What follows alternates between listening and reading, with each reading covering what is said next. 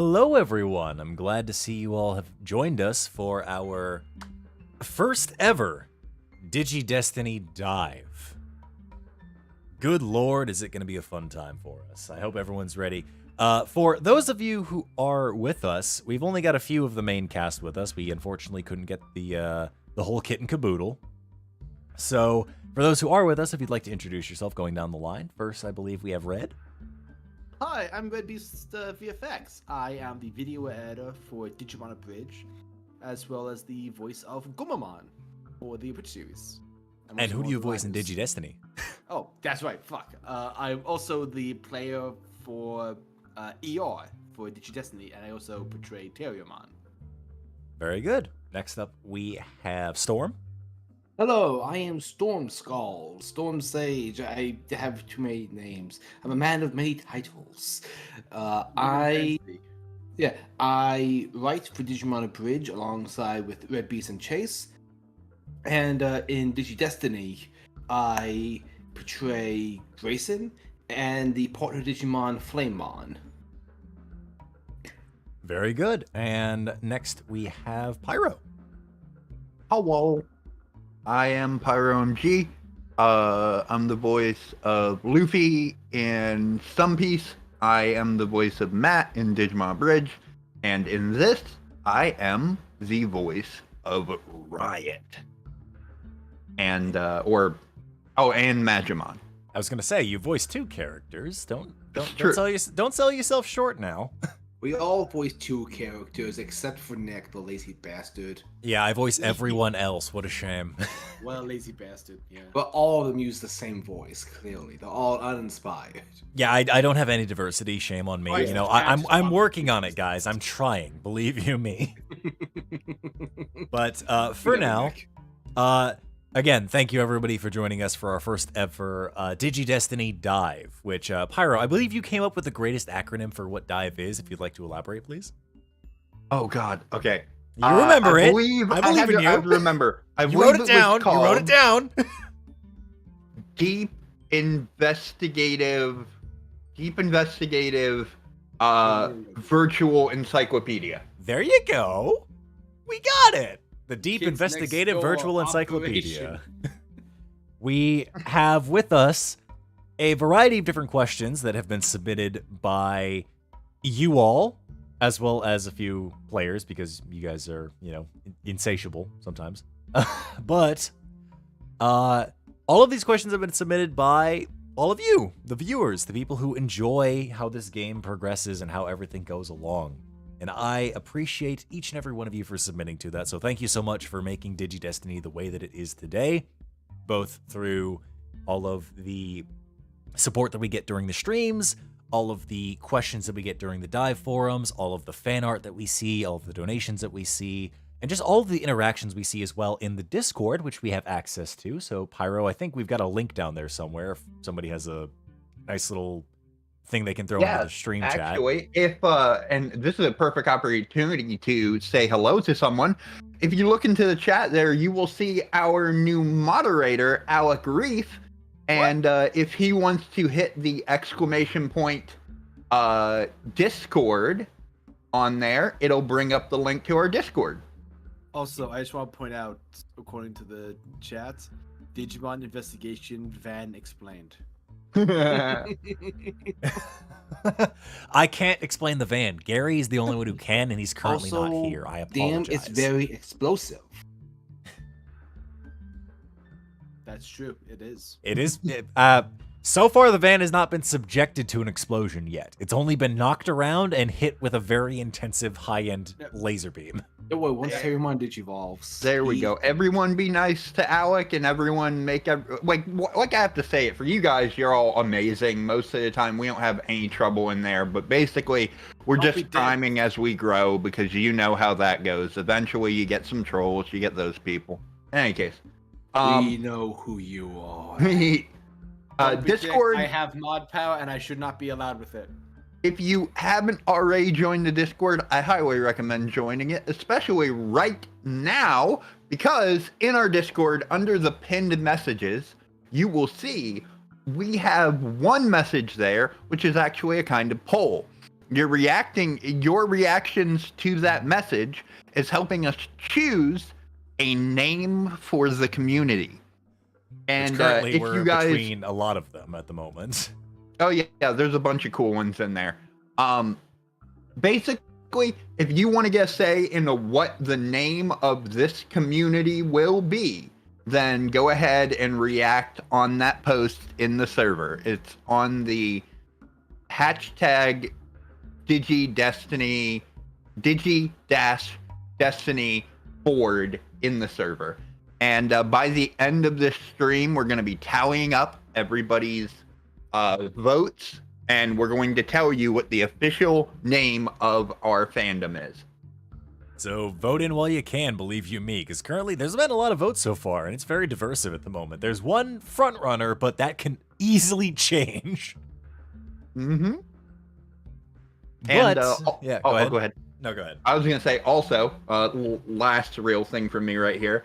I just wanted to let people know how things are going to work on this stream when it comes to donations and stuff like that. None of that stuff is going to affect game, just so you know, on this stream. The only thing that they affect, should you choose to do it, is your question gets taken to priority. In other words, we'll be reading through the ones that we have. We'll also be taking ones from chat. But anytime there's a donation question, it'll pop up, we'll read off, and make that the next question to be answered. Exactly. So currently we're going to go through all the questions that have been submitted through the dive form, which, I'll be honest, I apologize to those who ask these questions, but I do have to skip a few of the questions, if only because they are geared towards specific players that are not here. So don't worry, your question is not forgotten. It's just that they are going to be dealt with when those players are available for another dive. But for now, we're going to focus on the questions that we do have access to. And those questions are right over here on my nice little Google form.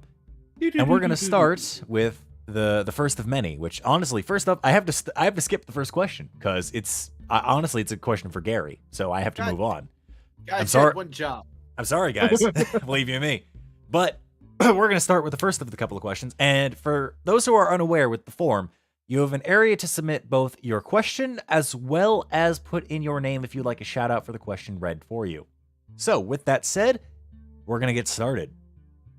Our first question coming in from the dive form is from Chloe, who is a pretty active individual in the Discord chat. And they ask, at me specifically, at good old Nick, your DM, could you confirm or deny if Digimon Abridged is canon to Digi-Destiny? Ooh. Which is a very interesting question, because, I mean, both of these things are on the channel, so we have to wonder, are they connected?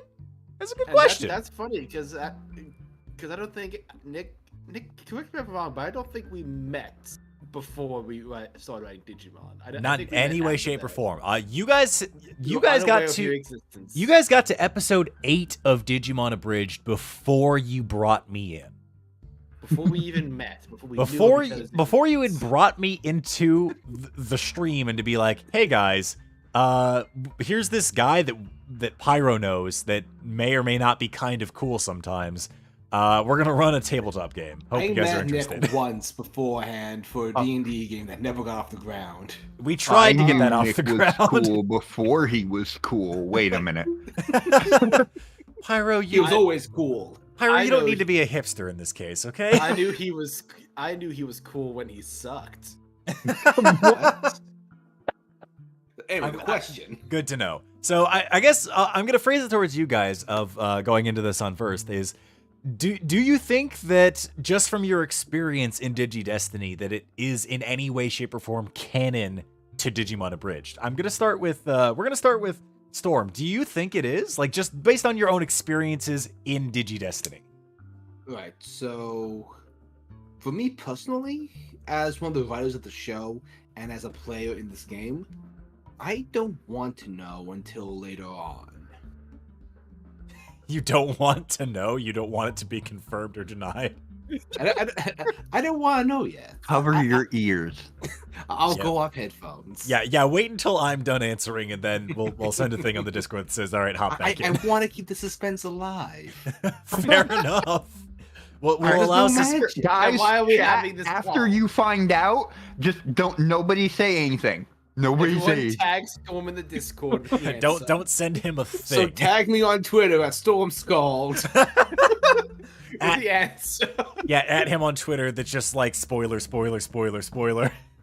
Oh my god. I would love that. All right, so I guess Storm is undecided on this end of things. Red, what are your thoughts on all this? We're still very early on. As far as I'm aware, we haven't seen anything that, to me, would indicate it is. But if you have ways that it is, I'm very curious to hear. Alrighty, that's interesting. I mean, I haven't introduced anything that would confirm or deny anything. That's a hard sell. We haven't seen a Monzimon walking around like a Gundam piloted by Numamon yet. We have That's not. true. That is true. That is unless very that true. was unless that was a side character I missed last time as ER. I should have gone left instead of right. Just see a bunch of Numamon piloting a mecha Monzimon like, oh god, someone killed me. It depends on your investigation on things. Thanks Which to the slime. I don't think I have a stat specifically for that, but we'll Would you figure out allow? that at some point. Does anyone want me to go into loud and great detail about the lore? Yeah, sorry, I haven't seen the ghost of King Numamon. I'm gonna have Oh, to. we should bring him back for the Dark Masters. I'll have to put on my best eagle voice then, because clearly he's not going to join us for Digi-Destiny. Damn. But Pyro, what are your thoughts? So there's been nothing that is overtly evident except one thing, and Alec Reef in the chat just brought it up. So points to that. The narrator carries the crossbows, obviously, but other than that, I have not seen anything so overt that it really would. So if it's really happening, it's some secret stuff that we don't know about, like possibility that maybe like some of the admins or something have something to do with it. I don't know. And I kind of like that. I get where Storm is. I like that there's that level of mystery. But at the same time, I have my hope. I actually hope they're connected because that'd be freaking cool. Guys, I just figured it out. The admin that talked to us when we were in the tower, that was Joe. He had enough. It was Joe. He's called it. Oh, He's like- Datamon, I want you to go and kill these kids. Like, just put them out of misery, man. Now, how old would Joe be at that point? Because God, Dude, that's a question. A favor and be deleted quietly. Sort of went up my nose. just imagining Joe try to say that line. Just do us all a favor and be deleted quietly.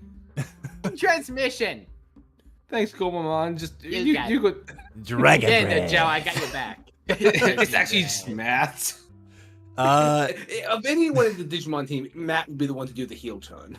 Probably. I mean, he did. He That did. said, Storm, you want to cover yours on this one because I have the answer that I'm gonna give to chat Okay. on this one. So while Storm is away, for everyone in chat, I can confirm with unequivocal certainty that Digimon Abridged is canon to Digi-Destiny. However, Digimon Abridged will not impact, at least until our lovely writers make me have to implement it, directly impact Digi-Destiny. Until they write something in Digimon Abridged that makes me have to actually make decisions, we'll see. But for now, yes, they are connected. It's the same universe. Man, episode 9 of Digimon is going to be real interesting.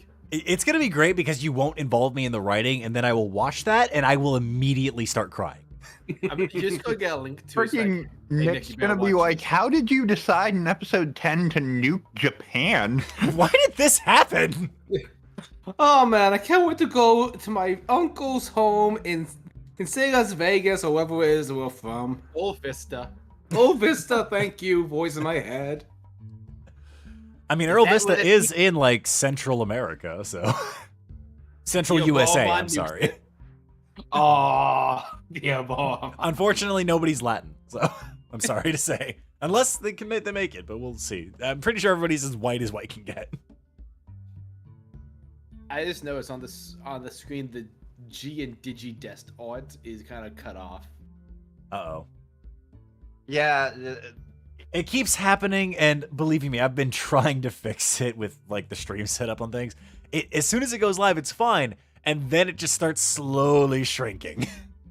it's fine. We'll stream stuff on work with it quicksand. later. Yeah. I'll help you fix it later. People know already. It's if you're gonna post it on Twitter, you post hashtag Digi-Dest art and at the Smuck Squad. It's all fine. Yeah. But I've yeah, said that enough. They know it by heart. yeah. I mean, Pyro's been pretty active on that end of things. So that said, we're gonna go on to. You. Pardon, sorry. No, Storm posted it with a Q just to fuck with me. God, so come on, man. I'm sorry. It's fine, probably. So we'll go ahead fine, and probably. we'll get rid They of that don't question ignore here. me. So we're gonna move on to the next question here, posted via the dive forum because nothing else has come in yet. So this question comes from not RedBeast. Oh, It's from not RedBeast, so it's not RedBeast. Yeah. And the question is, dear Nick the DM, who is your favorite player, and why is it RedBeast? Is it because he's awesome, talented, cool, or has passed you $5? Is that why I put that? Is that why those $5 are missing out of your wallet? I thought Terriermon stole them. Oh, is that just going around? People losing money now? Yeah, you know, that happens. People just keep, it's like, I'm sorry your wallet's empty. It's not my fault. So We're both victims here. clearly that's the case. Did we want an answer to this question, or were we just affirming the fact that you've lost $5? I don't know. I'm sorry your $5 is missing. There's nothing I can do. I was sleep deprived when I submitted that question. That sounds about right. I mean, I'm perpetually sleep deprived, but yeah. Fair enough. Also, Our I next saw this- question. You're not getting an answer to that one. Damn it. $5 wasted. Oh, no! Our next question is a question that is asked from Chloe in the chat, or from the Discord, which this is a question that I've answered on stream, but I'm happy to answer it here in the dive format, which is, in which IRL year does Digi-Destiny take place? And this was answered back in, I believe it was in session 4, is when I answered this, if not the beginning of session 5. But the beginning of Digi-Destiny is during the start of the summer of 2022. So take with that what you will, given the information that was provided by the admins, given what has happened in Digimon Abridged and what year that takes place, all of those types of things. We don't need to worry about COVID. We really don't. Not like we're on the latter end of it, sort of, for the most part. It's fine. It's all great. It's small town USA. Don't worry about it. Like, masks aren't really a problem. It's the community. There we go. Yeah, the community's the problem. Is that what it is, Pyro? You said the masks aren't really a problem. It's the community. So I said, yeah, community's the problem. You hear That's that, what- chats? You heard it here first, folks. Pyro says it's the community's fault. It's okay. We still love you. We still love you very much, believe you me. We care about all of you. I'm keeping a very close eye on all of you as you continue to make all of the different comments on different things and whatnot. Because believe you me, I try to look back on old episodes just to see what everybody says on things, if only just to see the discussion, because I think it's fun. Nick sees you at all times, like receiving profits from an angry god. Well, it looks like we now get to skip the entirety of dive because we got our first question via donation. Oh, What? Hold Yeah, we on. did. it's Alec. It is Is from he not Damn, with the- $20. it's from our good boy. It's from our good mod, Alec Reef. Hold on. What the? Oh God. Okay. I was wondering if the freaking... I keep forgetting. I'm watching off the stream. I'm not watching it the same way I usually No question, do. just So wanted to you support see the it way boys. before I do. No, that's fair. And and it's just from Alec Reeve that just says, no question, just wanted to support the boys and say keep up the amazing work, as well as thanks for making me a mod. Of course, Alec, you've been a very active individual in the community. We appreciate you very much for all of the activity, both during the streams as well as in the Discord while we're just talking about different things. I personally, I just love seeing all of the out there fan theories you keep making about different things, because I just love having a night where I get to laugh my ass off about various different stuff. And I can't confirm or deny any of your theories, because if I do, then you're right and you win. And just as a reminder for people in the chat that may want to donate to get their questions answered ahead of time, if you do that, make sure it doesn't pertain to Reiner or Gary, because their players are not here, just as a reminder. Yeah, as much as I would love to answer for them, I would much rather they answer themselves. So any questions that are geared towards them, the next time they're here for a dive, I'm going to give them the responsibility of answering those questions. I just love that more or less your diplomatic answer there was, I can't confirm or deny any of your theories because I won't let you win.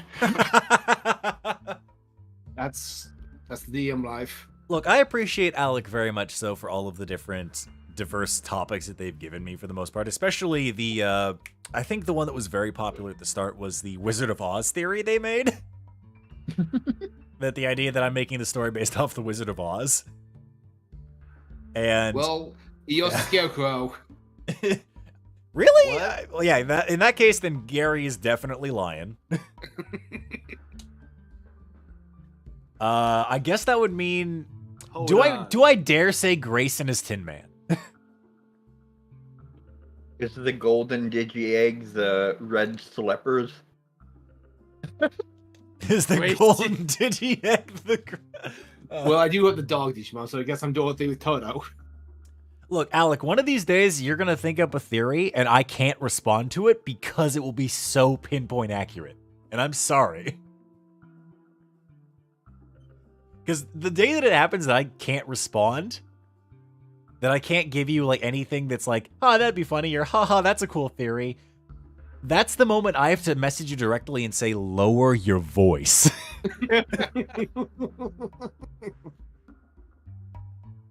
We gotta make our mods disappear. I have to be like, Alec, I'm gonna need you to quiet down real quick.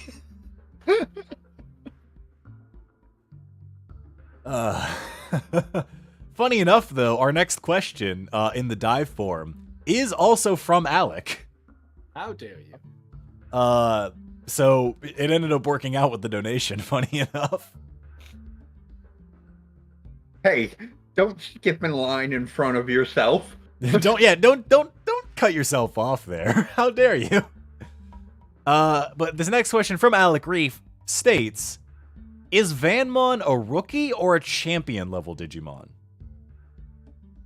Which is an interesting one. I guess I do want to turn it over towards you guys before I give a solid DM answer on things. So Storm, what do you think? Is Flamemon a rookie, a champion? What are your thoughts?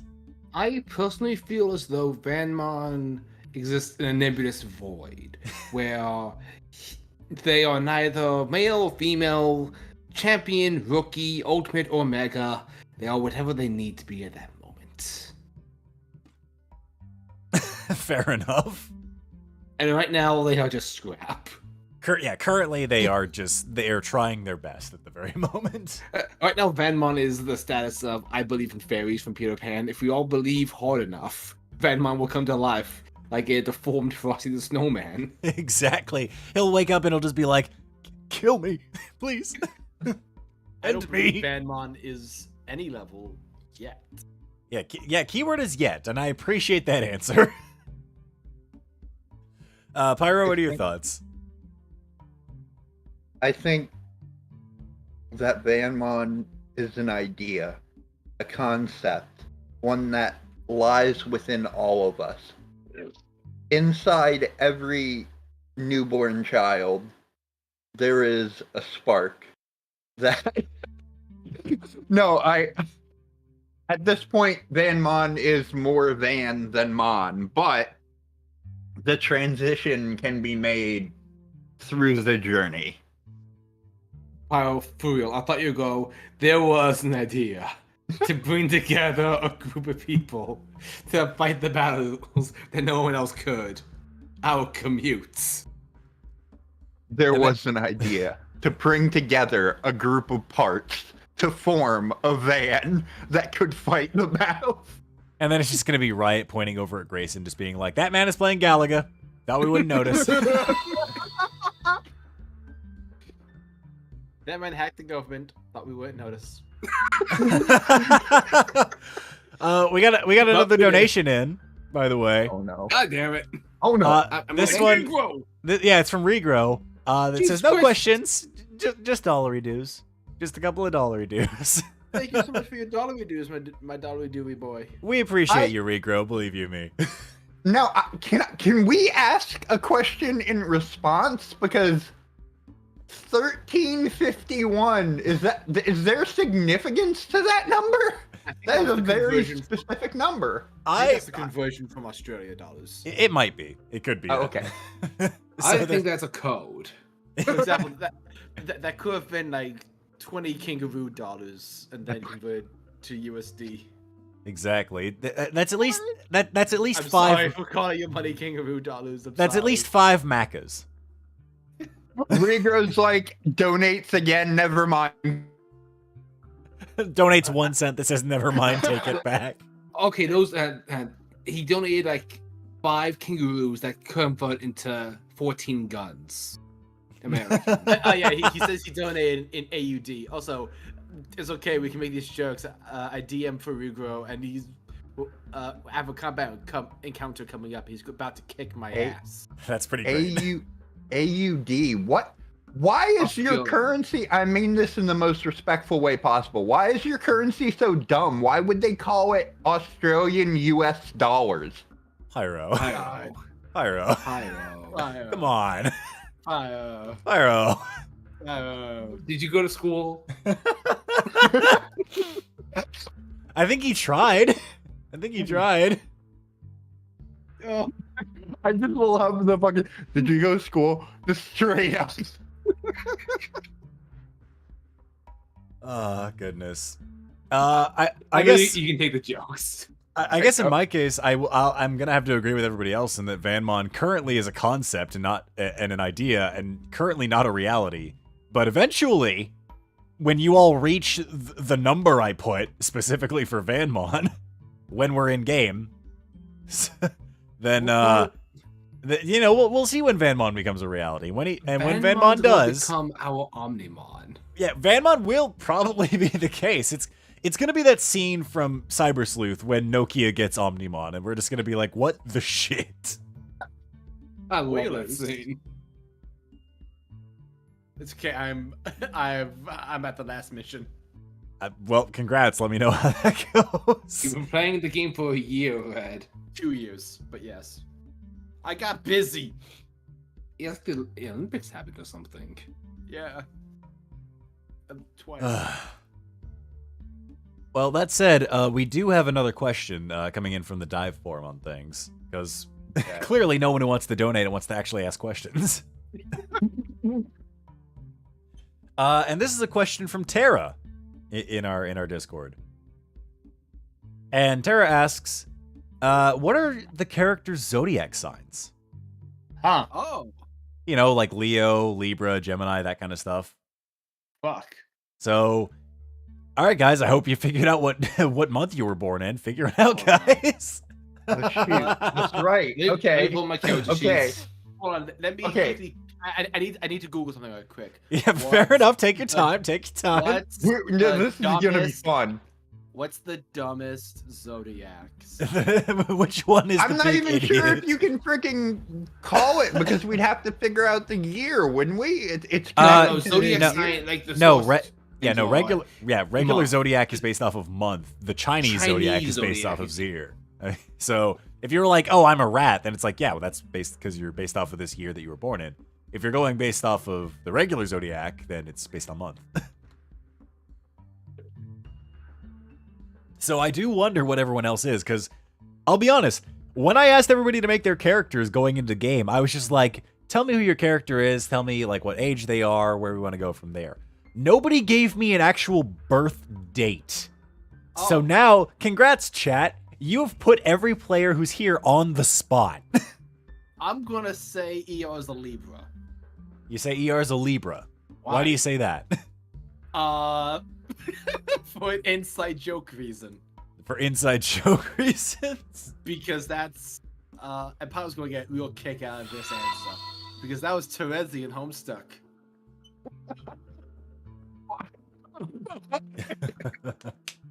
Would you go there? Oh, Long story short, I had a bad encounter with a Homestuck cosplayer at a convention once. Uh-oh. you know what? No, go ahead, because You'll buy me time, If Red. anything happened that came good of this, it's that you keep telling the story and you must love to tell it. That much is something good that came out of something weird. Go for it. Okay, so I was at a convention with Pyro, Storm, and a few other friends. And at this point, I had separated from the group. I was just looking at like the merch stuff while I think Storm and Pyro were at a panel of something. And to be clear, you hadn't watched Homestuck at this point. No, I had no information on Homestuck. All I knew is that there's a bunch of internet people that dress up in gray face paint with candy corn horns and there was something. And apparently cause trouble at cons sometimes. It's like, that's all I knew. So I'm at Anime Next is where this convention was held, and it's separated between two buildings with a garden in the middle, and that's where a lot of people go to eat their lunch, take cosplay pictures. It's just a nice place. So I'm walking through, and this girl who's dressed up as one of the trolls from Homestuck, that character Terezi, runs up and grabs my arm, and I have younger cousins, and immediately warning bells are in my head like, does this girl need help, or is there something that she needs? But before I could ask her anything, she takes my arm and from wrist to elbow proceeds to lick me. And then look in the eye and tell me, your blood is cherry flavored. And then runs away to a herd, or I like to refer to Homestuck cosplayers as a murder of themselves, as they all laugh. Like And, bros. yes, exactly. And run away, and I'm just in shell shock, like, what the fuck? I later come to learn the character she was dressed as is blind. She figures out colors by tasting them, red being her favorite. And if you were ever to see me IRL, I will 100% be wearing a red shirt, because all of my shirts are red. That's true. So I got targeted by a Terezi cosplayer. How So dare. have fun with that story. Just solo what the fuck. Oh, Coffin, Gary is a Taurus. Thank you, thank you, Coffin. Good to know. We have that much for Gary, even though he's not in call. But I appreciate you, Coffin, for hopping in for a second. I just love that means Coffin heard that story out of context. Yeah. I mean, he's heard the story before. I think But, like, I was gonna say that Grayson is a Gemini. Alrighty. All right. Fair enough. Because I'm on one of those like generic boards, and I see that they're like versatile, curious. Like, also, it's the twin sign. Hi, I'm a twin. Even though I wasn't born in the Gemini, believe it or not, twins are born randomly. Yeah, weird enough that they are born randomly and not, specifically in the Gemini range. And I'm sorry that I don't have a funny story to go along with it. Yeah, unfortunately, we can't all be red.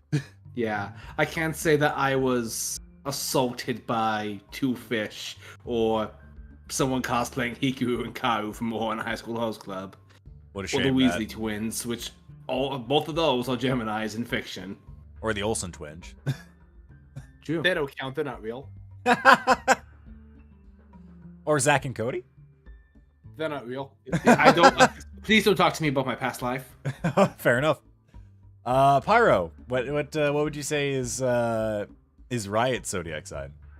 I'm not trying to take the easy way out, but honestly, it fits the character so much that so I'd say he's a Leo. That's Hell yeah. right. Funny enough, I myself am a Leo. Likewise. We have So- 4 Leos in this call. God dang Yo, it! Every Leo time. squad. Yeah. That's how it works. Red and I were born on the 13th of August, Pyro the 14th. No, hold up. Not the same year. Are you kidding me? What's your birthday? Both of you on the 13th. Yes. Crazy. Pi- the twins are born on the same day. Pyro on the 14th. Uh-huh. I'm on the 15th, you assholes. Of August? How dare! How dare you! Of that. Okay, guys. In all my gotta own get stream! we all gotta get together next year. Every August, we just have to get together. That's Oh my god! We just didn't have a gotta- week. At least 1 year now. We have to all get together. Let's be real, at the twins' house, so I can pet Bailey. Of course. And we gotta do like a 3-day hangout at least for all 3 of our birthdays. I mean, I figured I'd just take a week off of work. That works too.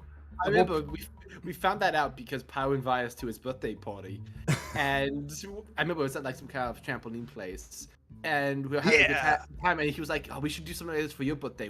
When is your birthday?" And we just go, "Yesterday." And he goes, "What the fuck?" So at one point do we tell him that our cousin, who's born 7 years later, is also a Leo, born on the same day as you and me. And our niece was expected to be on the 13th, but she was late by 5 days. Good Yes, lord. we are 4 Leomons. Oh fuck. What? One of us has to die. Wait, one of us has to die for each season. Well, let me know when my character gets killed off at some point. The And I'll let odds you of guys know this when somebody are dies in Digi-Destiny. astronomical. I just want you all to know that. We didn't plan this, by the way. None of us knew. Nick was hired because he's a Leo. Inadvertently.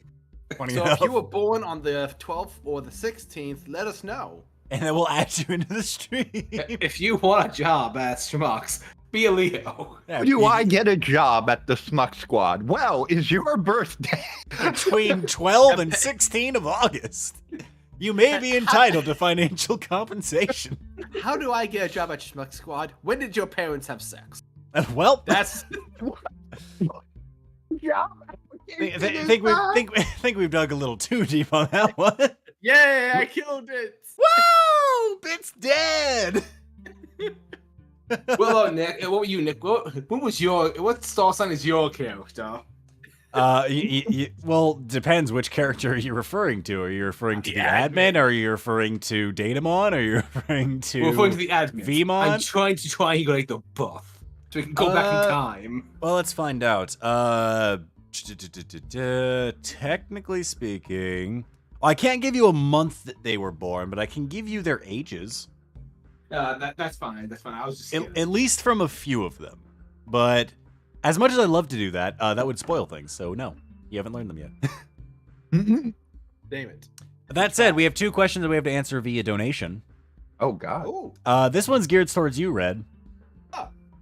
And this is, does Terriermon eat quarters? This is important, so I'm paying for it. This is for MD. MD, I'm gonna say yes. Terriermon eats quarters. So that's where the extra bit of bits went from Riot's But- wallet.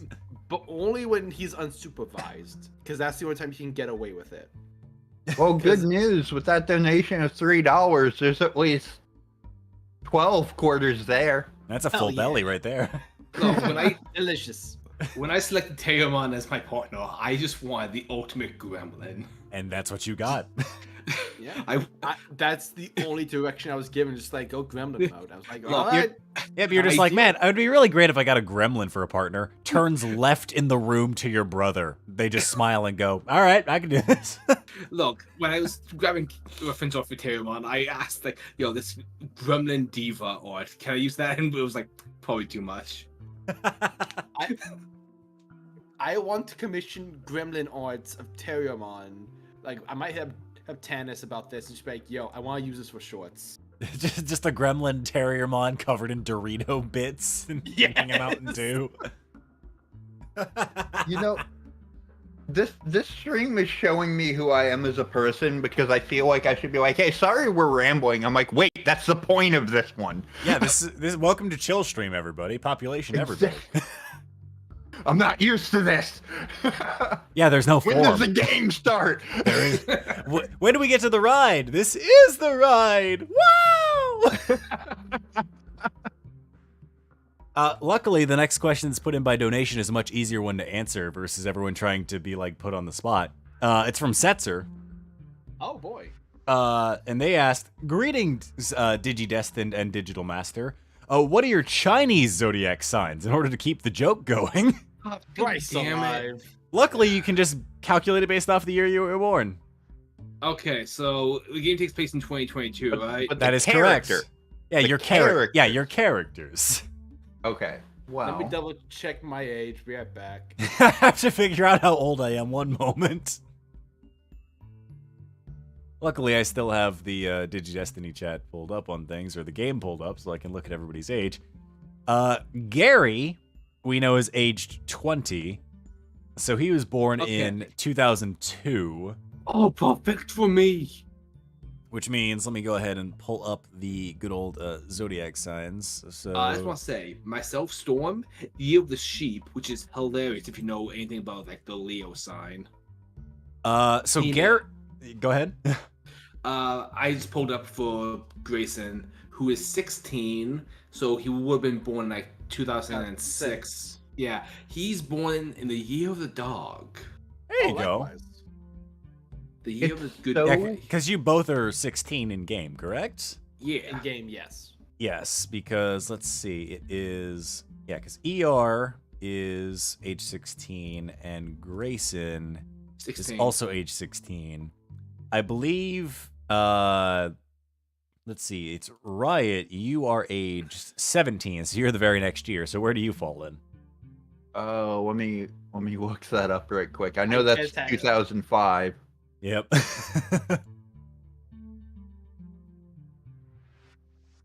Rooster.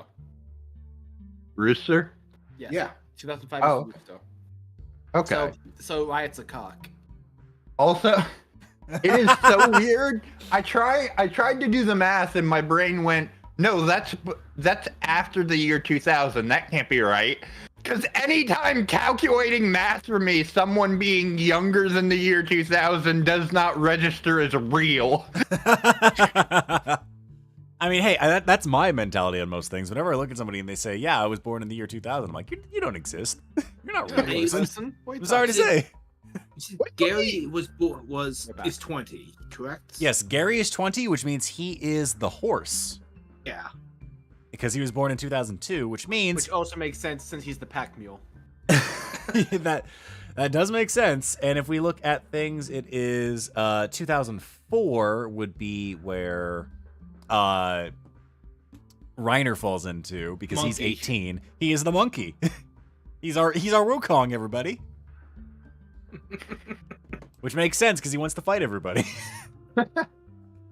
Also, I like how in chat they're saying Vanmon is a rat. Probably. fitting. Well, yeah, because he's from 1996.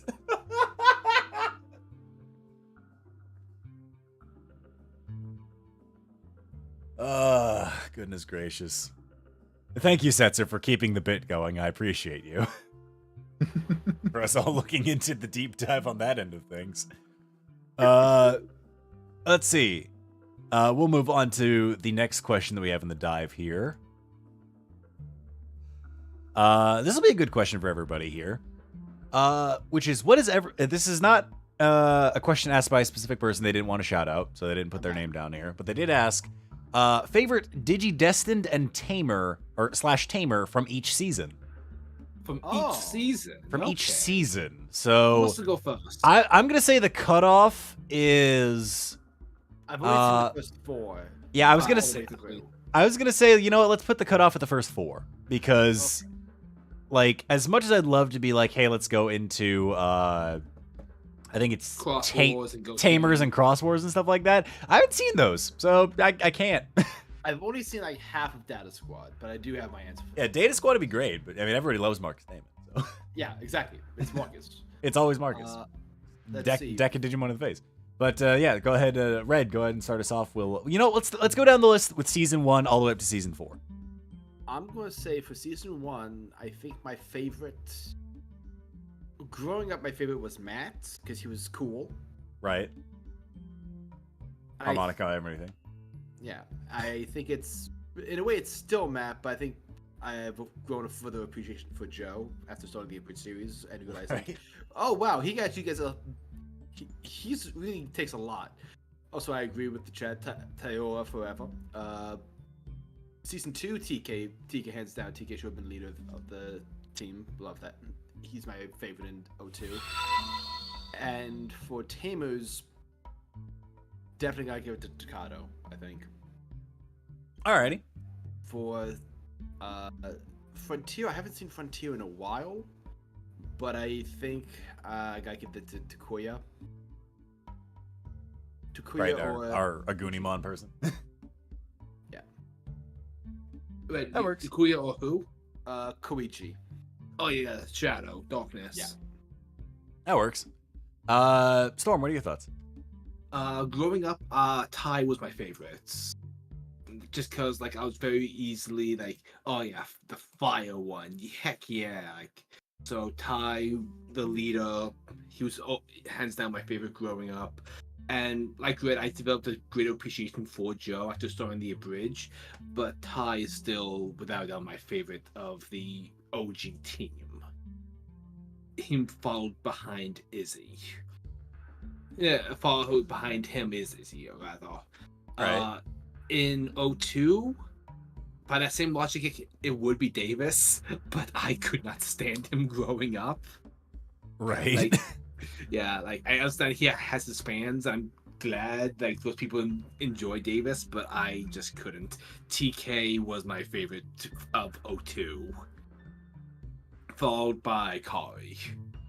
For Tamers, yeah, I think I gotta agree with Red. Takato was kind of the best. Rika though was Oh god, yeah, Rika was really fun as a character. Had She a probably really had the cool best arc. character arc. Yeah. Though as cool as Rio was, I kind of wish Rio had more screen time to like be like the others, you know. But I mean, his involvement alone is contentious. fair enough. But yeah, like Rika, then Takato. And I know it's weird. Henry's not my favorite, even though his is Terriermon. But Digimon Frontier.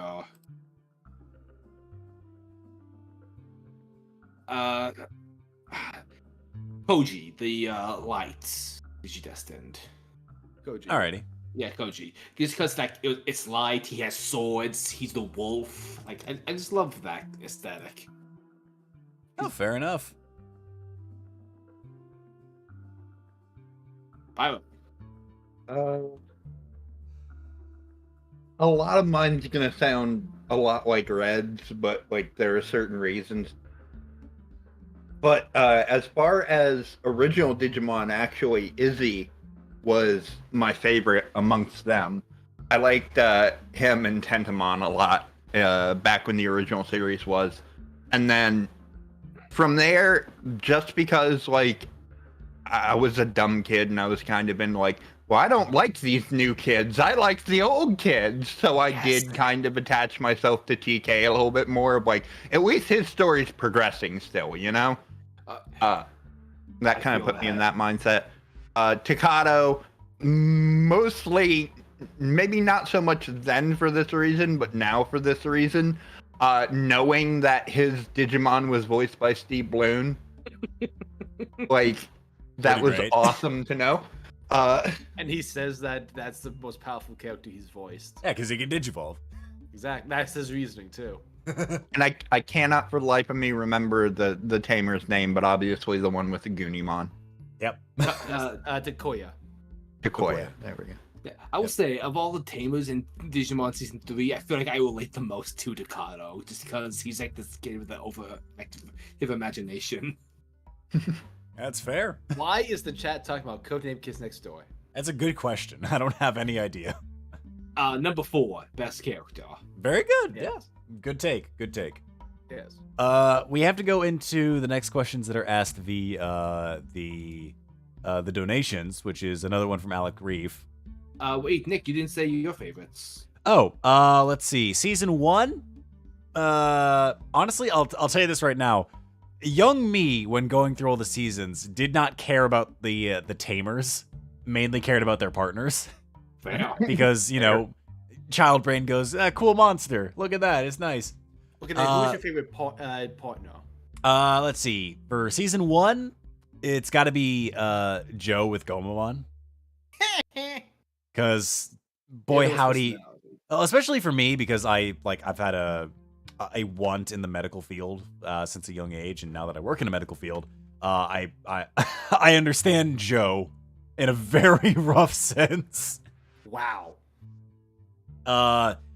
Season 2, I love Vmon, but I hate Davis.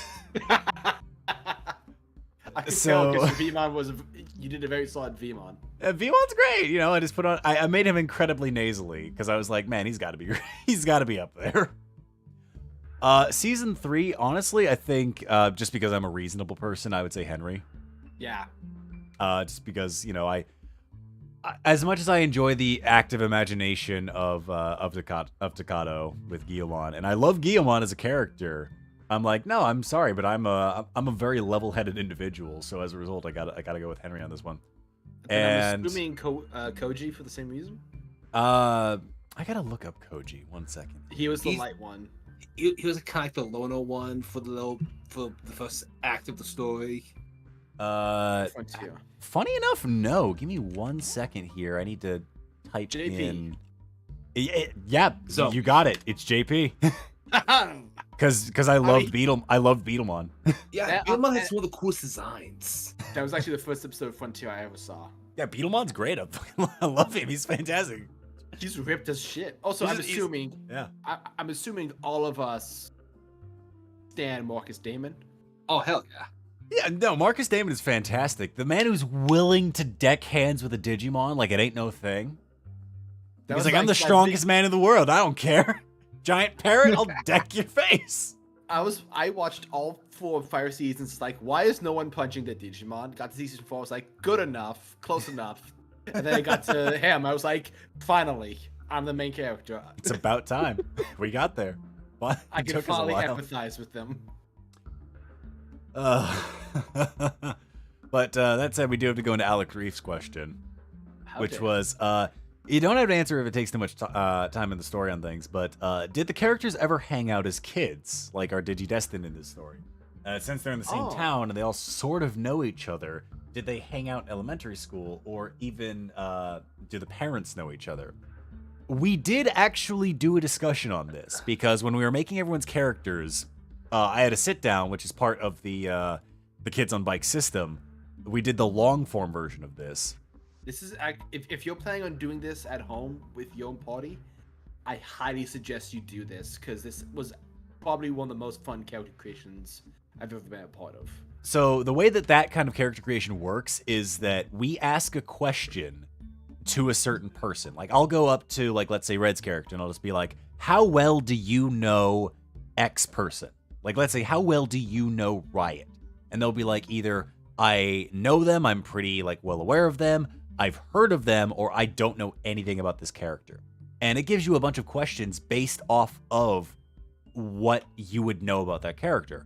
And then from there, they answer that question, which some of them might be rumors, some of them might be about, like, well, what do you know? Like, what's a good thing you know about them, a bad thing you know about them? What's a rumor you've heard about them? Or, like, what is a thing that's, like, a factual bit of knowledge you know? It's a nice piece of character building where you don't decide someone else's character, but you decide little accent pieces that feed into their character. Like, the whole thing that I thought was great was the idea of, like, there was a bit earlier, I think it was last session, of, hey, did you hack the government, Grayson? And then Grayson didn't respond. It's just like, well, you didn't say no. It's like, well, I did mess with the mayor once. And because that was one of the questions that we had answered was, what's something you're known for? And the answer was, I messed with the mayor's, like, public speech that he made by hacking into it. I fucked with his PowerPoints. We didn't actually write down the specifics of that, but I loved that you guys ad-libbed of just like, Yeah, we made him read on his teleprompter the speech from Independence Day, and it won him the election. And I think that's one of the things in character creation that gave him the nickname the Wizard, because Yeah, it did. we all decided around that to be like, hey, we all took that in a rumor to the next level, and now we all think that this meek kid is actually capable of this out of bounds thing. So we all kind of in character creation kind of decided the whole aspect of like, we all think you can do this. We don't know if it's true. The rumors got out of hand. I can give them another active example from By all means. stuff that exists that won't harm anything for story purposes, but I always think it's funny. So Gary has a CD that he thinks very highly of and thought was like a gift. And it's a Metallica CD that when Riot was working on his van, he left in there. From Riot's perspective, dude just jacked his Metallica CD. From Gary's perspective, it's like, oh, cool. He left this here for me. He thought I'd like it. But in Riot's perspective, he's just like, I'm one less Metallica CD in my collection. But to answer the question about like, do we know each other? We all just basically decide we are semi-aware of each other. None of us decide. Yeah, no. Like for example, ER actually, I believe ER has an older brother, and he is friends with Gary. Yeah, so Gary is aware of ER's brother, but not so much about ER, in the sense that he knows ER exists. He knows ER is a menace to society in the form of doing self-harm inadvertently. ER is a menace to himself. He is very much so like, man, look at how impressive that kid is, but it's also like, why does that kid keep doing terrible things to himself?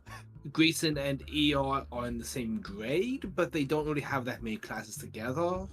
I believe we decided that you tutored him in like either math or computers one year. Yeah, like And that's how they became like aware of each other. yeah. So I hope that answers the question pretty well on things. Oh, okay. Unless you had many more to add to that. I was gonna say, because I think we kind of already had a moment with this, me and Red, so I can kind of go over it, or ER and Riot, but Riot knows ER because back before, in the school days, he used to kind of like, not exactly proud of that point, but bully him.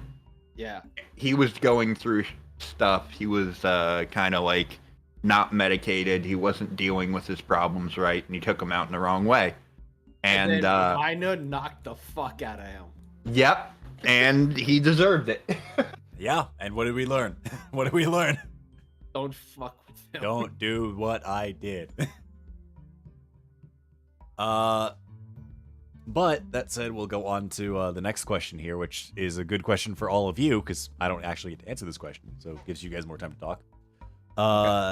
Again, no name to this question, but it was asked, what was the inspiration for each of your characters as far as design, personality, and traits? Oh.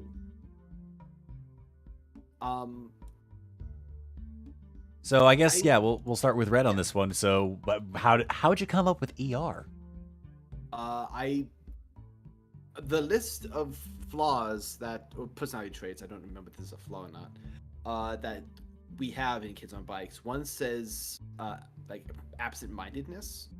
Yep. And I zeroed in on that as the core of my character because I was like, ooh, this might, because I've been in streams like this before, and I've noticed that they take away from my time to edit.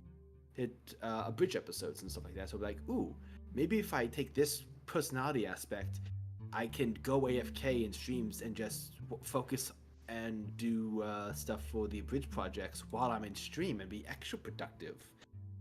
And that turned out well. Yeah, I don't do it at all. So that was poorly designed on my end, but it led to this whole idea of like, okay, if someone like that doesn't pay much attention, how could I play with that? And I decided,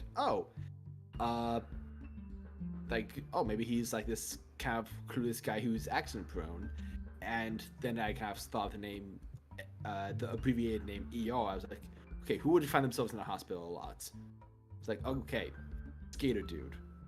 And the whole joke about always being the ER kind of came from a joke about my family, how I grew up with me included, 4 siblings, 4 kids in the family, and one of us was always in the hospital for doing something stupid. So there's a joke that the ER knew my family on a last name basis. First name basis. Yeah, so it was like, okay, they know us by now. And I designed ER's the outfit just based off Digimon fan art I found on Google. And apparently I accidentally took inspiration from a Digimon Worlds character that I didn't even know about. Oh, that you took about from Digimon World 1? Yeah, I thought it was... I literally thought it was fan art because I never saw the character before. Yeah, you took direct inspiration from Analog Boy. Yeah, I love it. But yeah, that's ER. Yeah, so I guess what's the inspiration behind Grayson? Okay, this is kind of embarrassing, but well, the main outfit is just shit I wear, like green military jacket, jeans. I knew everyone else was gonna go with like brown or black hair, so I actually made him blonde just to stand out in the lineup, just so we had some diversity there. The skull t-shirt is actually something from Cyber Sleuths that the artist Carlo, he put on himself of his own initiative, and it works. The goggles were from Cyber Sleuths just because I was playing it at the time of character creation, and I really liked just like the aesthetic of it. I thought, okay, he's a bit of a smart guy, but these things are cracked because he doesn't have a lot of money, so he can't get them repaired or replaced. As for him being like, I knew I wanted to make him a coward just out the gate, because in the other D&D style games I'm in at the moment, I'm playing rather confident or like bravos characters who like do what's morally right and vanquish evil at all costs and like don't fear anything. I just wanted to try something different with that. I try a character who grows to be more brave as the journey continues, as opposed to someone who starts out with that as the guiding star. Which is why he's also a bit smarter, because I actually do work in the IT field, and I thought, hey, this character might be a bit of homework for me, since I normally play more, not the brightest characters, not necessarily idiots all the time, but people with average intelligence, because in most other D&D games, I like to discover the lore and the secrets, and I find playing average to low intelligence helps me with that. But for Digimon, I know quite a bit about the Digimon and the backstories of these characters already, so I thought, yeah, you know what, let's go ahead and play around with this. Let me try playing a smart character for a change. But for his name, McKnight, I just grabbed out of nowhere. And That's fair. Funny enough, it's the last name of a Red Ranger from Dino Thunder. Representing my childhood, Power Rangers. But originally his name was going to be Reese, but we have Riot, Reiner, and a third character with a name starting with R. Things kind of got confusing during character creation, so I just changed it to Grayson, a la Dick Grayson, my favorite superhero, who in DC Comics Nightwing. You can actually hear Coffin comment on that in the first stream. It's like, why do I have you as Reese? Because that was the original name until we fixed it. Yeah. So yeah. Pyro, what was the inspiration behind Riot? Well, so I'm sure everyone here and everyone in the chat has had this kind of experience growing up. You come up with a bunch of stories, you come up with a bunch of characters and things. You hope one day you'll be able to turn to something and see the light of day, but they don't all get there, right? You know, like, life is life. You're not going to be able to get through every story you wanted to create. Well, Riot pre-existed as a character from a story I wanted to make one day called Scraps. In short, it was a world where there's a bunch of mechanically inclined people. Like, they all get summoned to this one point for a tournament to basically the prize and also the battlefield is this technologically advanced city that, for whatever reason, was completely devoid of people. Something might have happened where they were all wiped out, whatever be, but basically, super advanced technology, all kinds of things. They can use those as materials to battle against one another, and whoever comes out on top is going to be the one who gets to claim the remnants of it, whether they want to sell them, whether they want to use them to build something, so on like that. They all have dreams. Riot was the main character of that story. And he was kind of a unhinged individual in the way of, like, okay, he would, like, he's the kind of dude who would build a mech suit with a cannon in its chest, and you'd be like, what the heck? And then he would fire himself out of the cannon in its chest onto someone else's thing just to wrench away at it and expose a weakness. Like, that level of crazy was in him. Obviously, he's a little bit more toned down here, because that wouldn't work the same way. But, yeah, I just kind of wanted to, like, take that character and, be able to explore with that how he would work in a world with a bunch of other characters and kind of make it work. Oh, it certainly works. I mean, it's it's very out there, and I appreciate being able to, like, you know, I don't want to use the word recycle, but at the very least, like, you know, keep Riot involved in the world of sorts versus just being like, I made this character and I just don't get to do anything with him. Hey guys, what if next campaign, if we do this again, we all just have the same letters for names? I'm gonna cry. It will happen on stream. I'll just be in tears.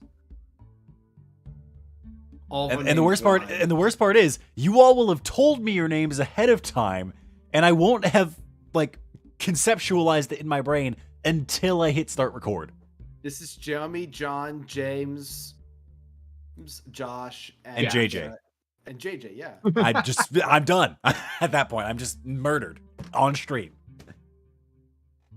And I'm Jamal.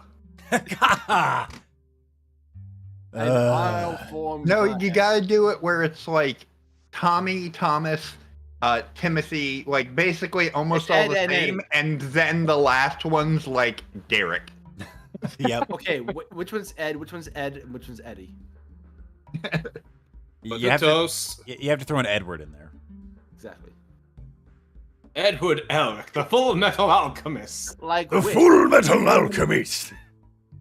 You sound like a pirate. I love that. A little bit. You're the Full Metal Alchemist, me hearties. Yarg. I clap me hands to transmute, but I have a hook for a hand. I clap me hooks together, and it makes that ringing sound. Let's see. The next question I've got on here, this would apply to everybody because it also says, for me as well. It says, if you all have to pick another Digimon as your partner, who would you have picked? Oh, that's okay. I'll start Terriermon. Ooh, yeah, that's good. Your boy wants a Diaboromon. All right. Easy peasy, done. Think on it, friends. Oh, man. Gotta do some deep digging. I think either there was one that I was considering, but I don't want to say it because you and I were joking about it. Yeah, no, that's don't worry. So I'm just going to say Hagurumon.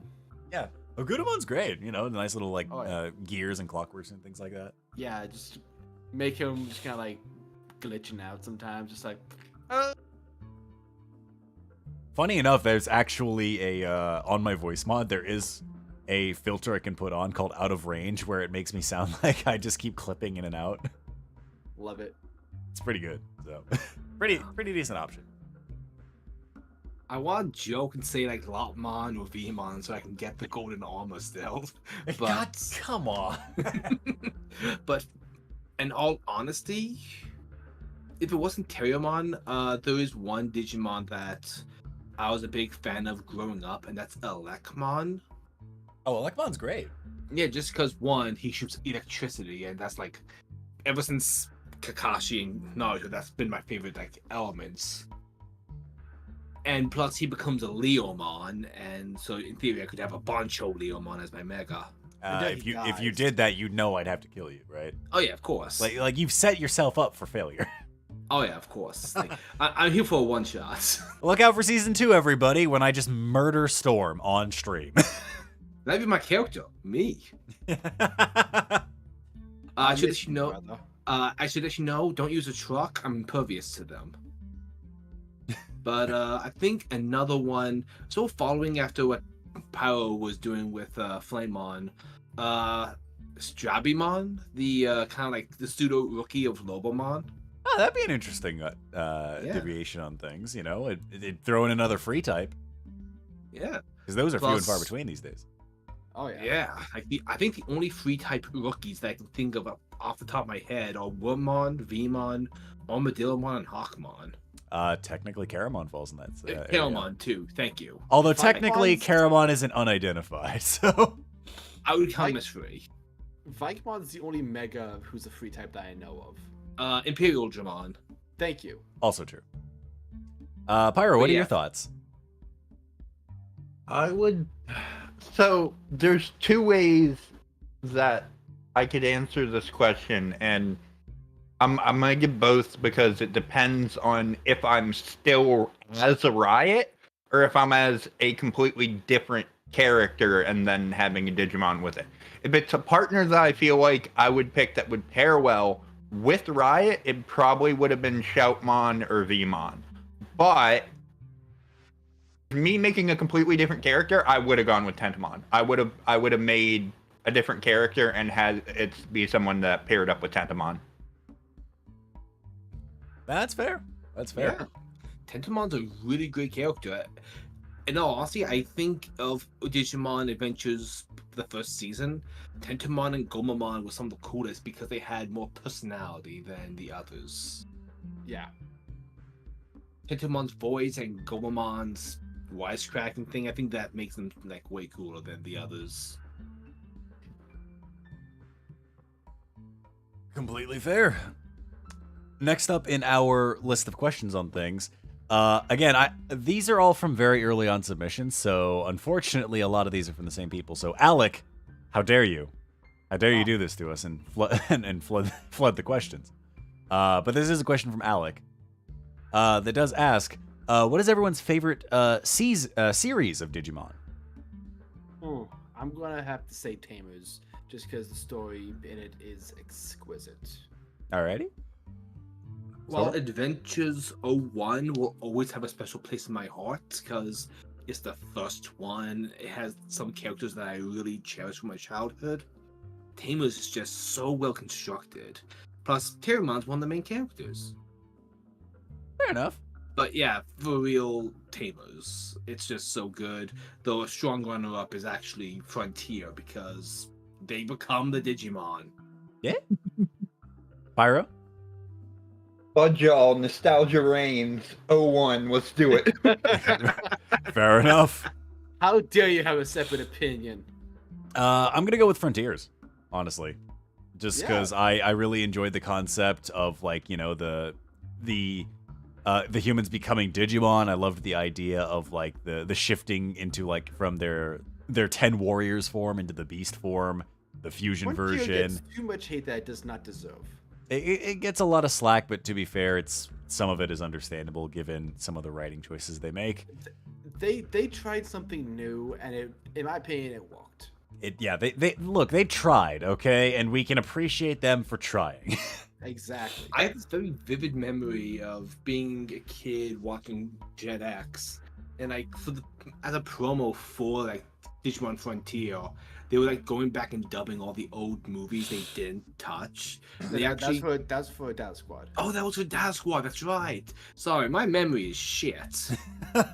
Understandable. Storm is nothing like Grayson, even though he looks a lot like me back when I had hair.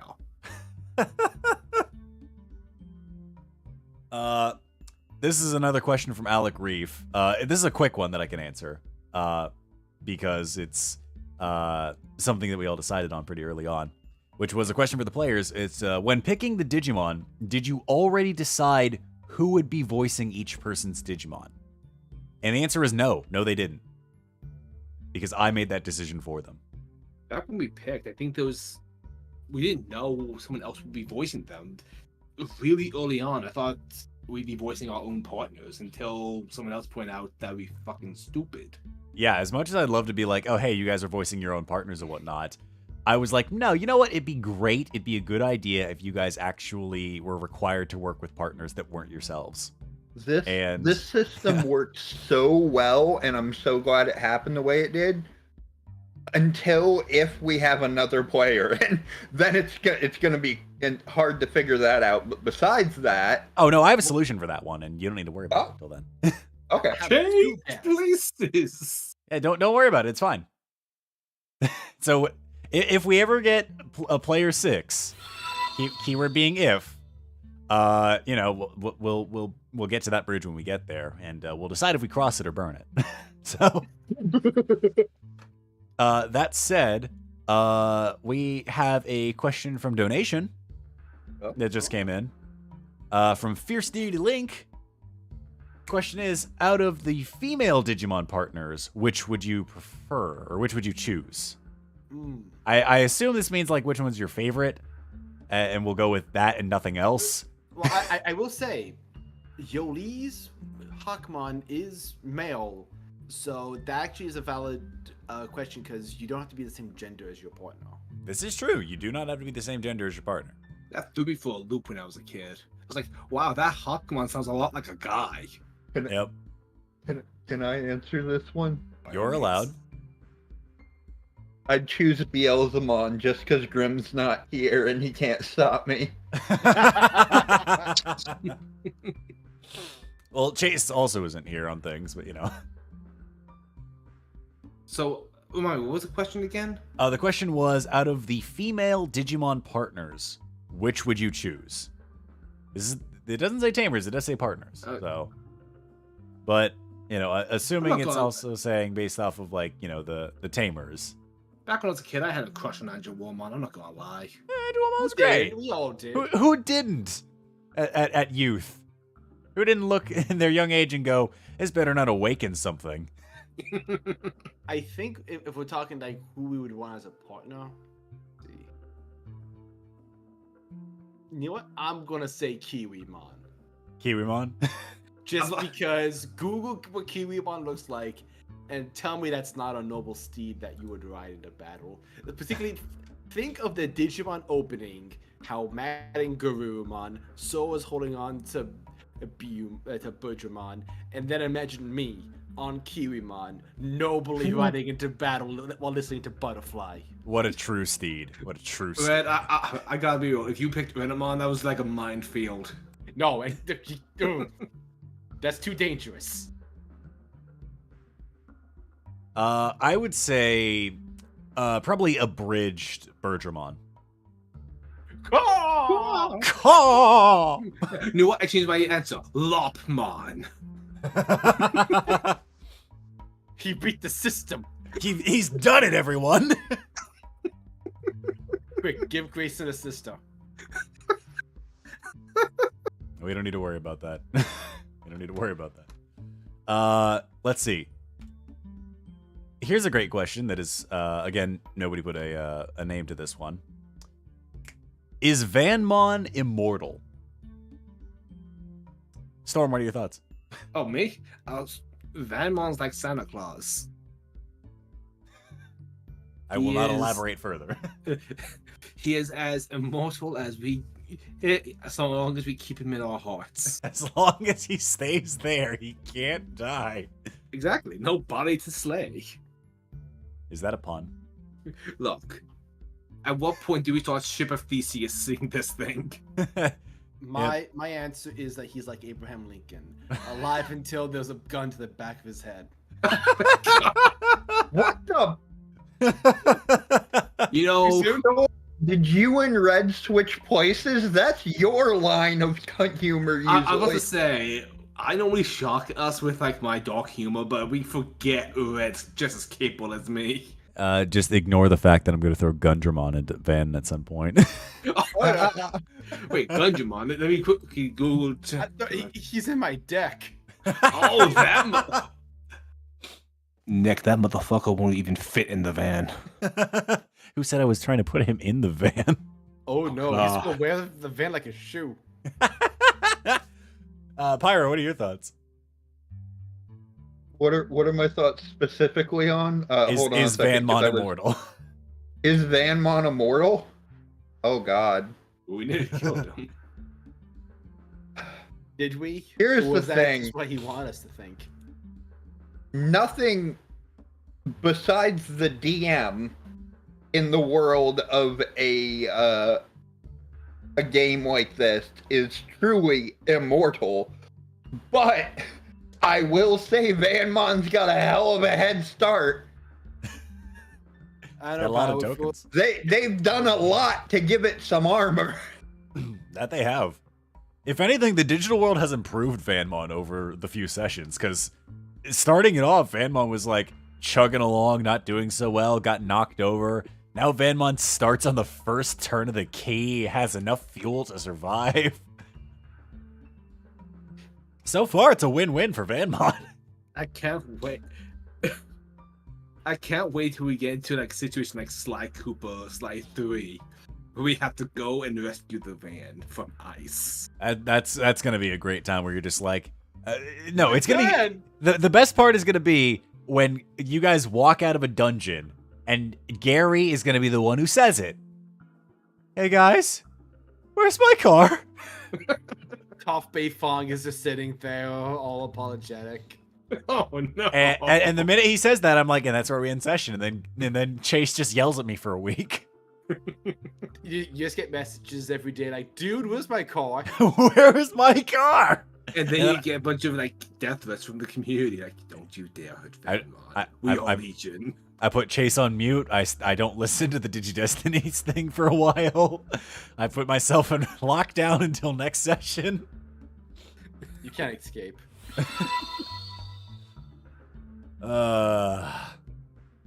But let's see. Next up, funny enough, we actually have a question from donation that just came in. That is from Nathan or Bad Sage Advice, and it says Vanmon info dump? Question mark. Unfortunately, Yes. Gary's not here, so we can't really spiel about a whole lot of the van. But from what we can tell you, it's a 1996. Let's see, what's the word exactly? It's a 1996 Chevy G20. It is a sort of like a dark green in color. Gary did not get the van when it was in its prime condition back in 1996. After all, he was born in 2002.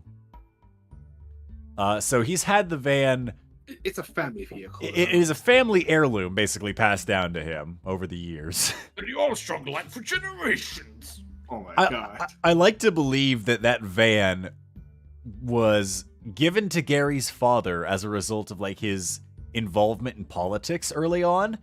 That was supposed to be like a company van that just became his. Like he didn't even buy the van. It like got gifted to him until he eventually gave it to Gary because he's just like, well, I make enough money to be able to survive well enough alone and get my own regular ass car. And instead of buying a car for Gary, like a good father would, here's the van. But Gary, being the good son he is like, I will treasure this gift that was given to me by my father, and I love him dearly. So I look forward to seeing how Gary grows, both in game as well as once you guys eventually leave the digital world, and see how his real life gets changed when he returns to Earl Vista. I don't know what will happen, I am concerned for his longevity, but I believe he will survive. But what if he doesn't? That sounds like a Gary problem. You know what? You're right.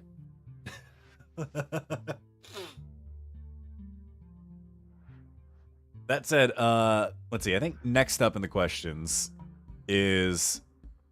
I think this is the last one from Alec Reef for a hot second. I stand corrected immediately.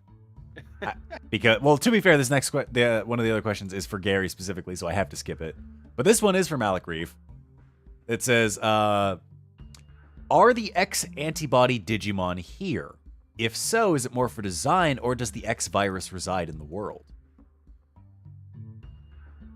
So that's the thing, is when I was talking with Grim, and Grim was like, hey, I want to have Impmon as my partner, I showed him the design for Impmon, and he's like, that's great, but what if it was cooler? But what if it was cooler? And he showed me the design for the X antibody, which I had never seen prior to him showing it to me. And that design is rad as hell. Oh, yeah. So, as much as I would love to every single session go, hey, Impmon X antibody, what would you like to do? I'm not going to do that. So even if a Digimon has the X antibody, I'm not going to draw attention to it. If you notice the design of the Digimon and say, well, hey, isn't that the design of it when it's in its X antibody form? There's a reason for it. As for the X virus, it might have existed at one point. Maybe. Probably. Maybe it does still. Maybe it doesn't. I can't confirm or deny that. As for the X antibody itself, yeah, it's a thing. It's a rare thing, but it is most definitely a thing. And it may or may not become relevant later. That's as much as I'm willing to divulge on that one. What are your thoughts on everything on the X antibody, everybody? I actually don't know much of the X antibody lore myself. I don't know enough about it outside of the 4 main seasons I've seen. Fair enough. I mean, it was based off of that one 3D animated film that was based off of Yggdrasil and the X virus, which was meant to clear out a lot of Digimon because, if I'm recalling it correctly, there was a lot of data and they were like, well, we really need to start calling the herd on stuff. So the X virus went out of its way to get rid of a lot of Digimon, and then Digimon started developing the X antibody to avoid the X virus. And that's how Doraemon became a thing. Out of that movie? Yeah, apparently. That's how Alphamon became a thing. Wow. Yeah, that movie made Alphamon a real thing. What year was that movie? Good question. I don't have an answer. I wish I knew more on that one, believe you me. Huh. The more you know. Exactly.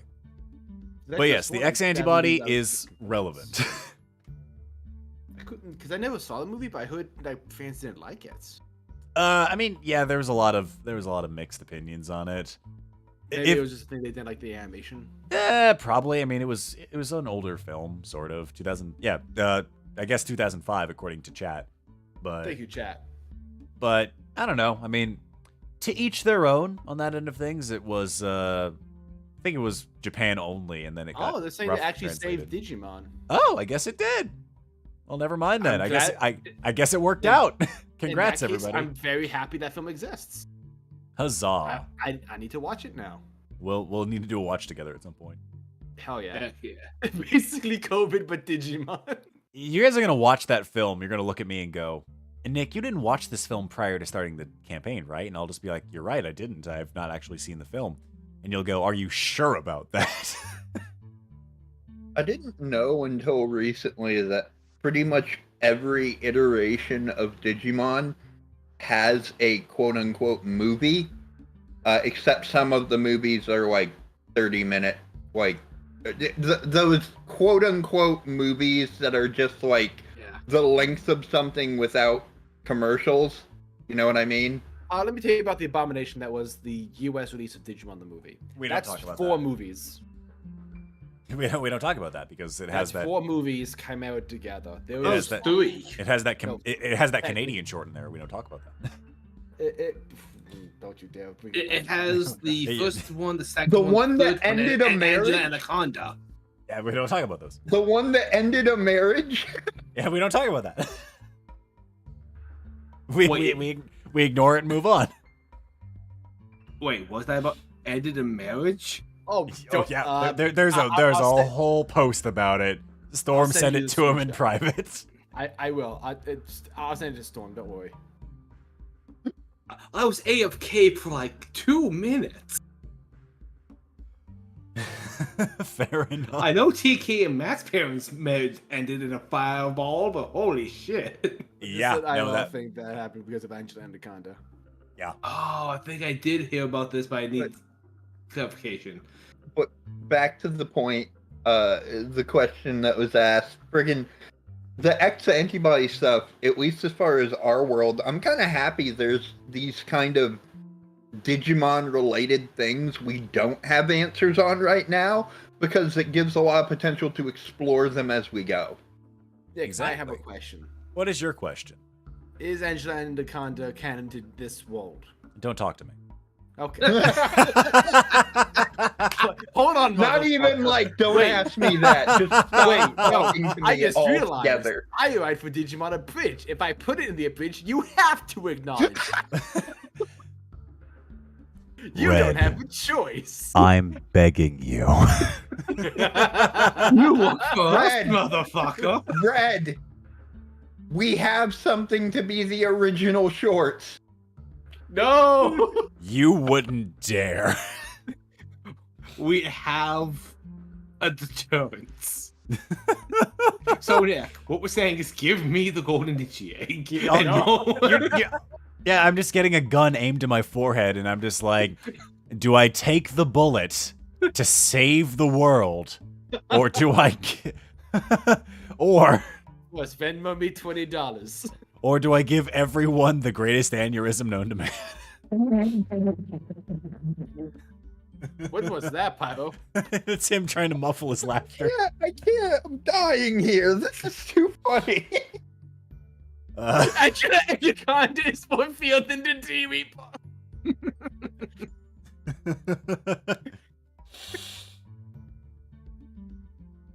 Ah, damn it.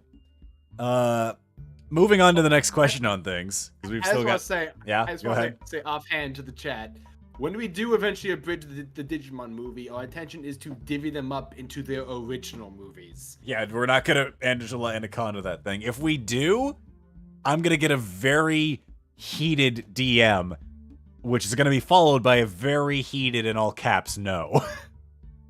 I mean, don't worry.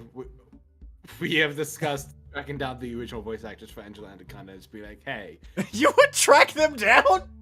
we have her. We have been hunting for her information. For We may- years.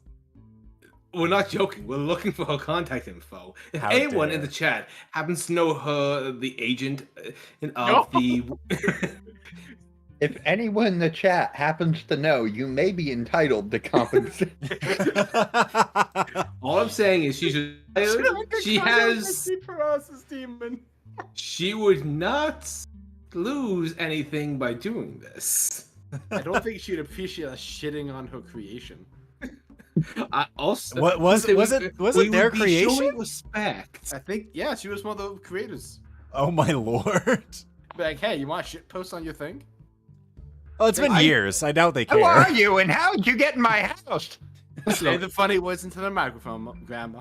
Say the funny words. God. That was so mean of me. I'm sorry. Oh, that's fair. Look, guys, just hear me out. Mm-hmm. All right. It'd be funny. Yeah, it'd be funny. It'd give us a Wow, good he ha-ha. sold me. He's so. You know what? Write a check. Send it off. Tell me I'm wrong, though. Good lord. This next question is from Gentleman Fancy, hero of the people. Oh, gentleman fancy. I don't know who Gentleman Fancy is, but clearly they know what they're talking about. And their question is the golden Digi-Egg the friends they made along the way? Very potent question, gentlemen fancy. Very good question. Also, you're very handsome. The golden Digi-Egg could be the friend we made along the way. It's the bravery inside. Why are you all of us. answering? No, don't worry about it. It's in the hearts of all children who dare to dream. It's the faith we have in humanity. What That's if very what if- poetic answer. what if gentleman fancy what if gentleman fancy wanted one of us to answer, huh? How do you know they wanted you to answer? Look, just because gentleman fancy happens to be one of my many aliases, don't worry about it. Gentleman Fancy, I can answer this for you. You're a rat bastard. Moving on. Moving on. Well, hey, good news. We have another donation question. Oh, do we? I haven't seen it shown up on my end of things. Oh, okay. I didn't know it could do that. Okay, well, anyway. Bad advice stage here. No, we already answered that. We did? Yeah, that was the Vanmon info dump. Oh, wow, my brain died. Answer it again. Gary, where are you? Wait, Pyro, to be clear, does it say Vanmon info dump, or is that the question? Did he donate again? No, it's the same question. That just Yeah. don't worry about it. This is a question that is not from Alec Reef. Oh! Shout out, everybody. Alec Reef, we love you to death, but we finally gotten through all of your bulk. We love you. We care about you. This is a question from Crow. Oh. And the question is, do the Digimon all have a predetermined Mega Evolution yet? Also, really love the streams and the videos. First of all, thank you so much. We appreciate you for watching all of our stuff. Believe me, it's fun to put all of this together. I enjoy being able to write all of the stuff for all of the individuals and see their reactions and stuff, as well as to see how stream reacts to all of their nonsense that they put me through. Oh, yeah. Fun to help put together some of these elements. But, yeah, as for Mega Evolutions, Or just evolutionize in general. it just says, do the Digimon all have a predetermined Mega Evolution yet? Oh. And so far, we've only seen one champion. So, here's the thing. As much as we'd love to go down the list of like, oh, what's the canon Digivolution on a lot of things, we've already broken that spectrum on a lot of them. So, or at least through Impmon. So, we'll see how it goes. Some of these may not be Digimon you've seen before. Some of these are probably Digimon that you're going to look at and go, where did you pull this from? But Where do are we they coming from? ourselves See, know? This Yes. is one of the few moments where we get to feel how Nick feels, because we know what they're going to be. You don't. Yeah. But if the question is, have we already determined ahead of time what the lines are? Yes. Yes, we have that planned. Yes, but they Unless- might not be what you're looking at. They might not be what is expected. Unless Nick has commissioned Dark Digivolution options, just in case. In I'm the sorry, immortal what words of is that? Monty, A possibility? you remember Skull Greymon, right? Carlo, asked me- Carlo, if he's you asked come back and watch this stream, do not message Red. What? But in the immortal words of Monty Ohm, would you want us to tell you, or would you want us to show you? Personally, I'd much rather show them Precisely. once we get there. It's much more rewarding to actually see it with your own eyes than for you to hear Just it get through point ears. blank. Exactly. So we'll see whenever the next Digivolution happens, which that'll be a fun time whenever that occurs. No It'll be one's going next- It'll be next session, and it's going to be Terriermon digivolving into Greymon. Really weird, but I was gonna going be to a- say the exact same fucking thing, Red. Why would waiting you to happen. spoil next stream? I'm sorry, I had to. Grayson gotta trips say- over a rock, and it's too dangerous. It has to happen. I gotta say, really weird that Flamemon becomes Poseidonmon. Neptunemon is his name. Yeah. Yeah, weird that he skipped to champion and immediately went Well, his champion's Renamon, the water spirits. Yeah, that's how it went. Yeah. Sorry, Pyro. Ultimate? Why is Greymon of all things? Weird. Weirdly enough, for Terriermon, weirdly enough. Yeah. Oddly enough, he becomes a Werewolfmon. We don't. Monodramon does not digivolve. Yeah, Never. Not actually, he digivolves to Tokomon. Tokomon. Don't know why. You know, It's strange. No, he de-digivolves to Koromon, and we leave him alone. completely random thing right quick, but like as much shit as I give Pokemon for like their names seeming like uninspired nowadays, I glaze over the fact that Digimon has gotten away with all they have to do is pick word Mon. Pick word Mon. Pyro, you're gonna love this bit of trivia. Gatomon's original name was Tailmon. Just tail. Yeah, just because it's got a long tail. Fair. Well, And they the dub couldn't changed have it to the that. Spanish word for cat. Exactly.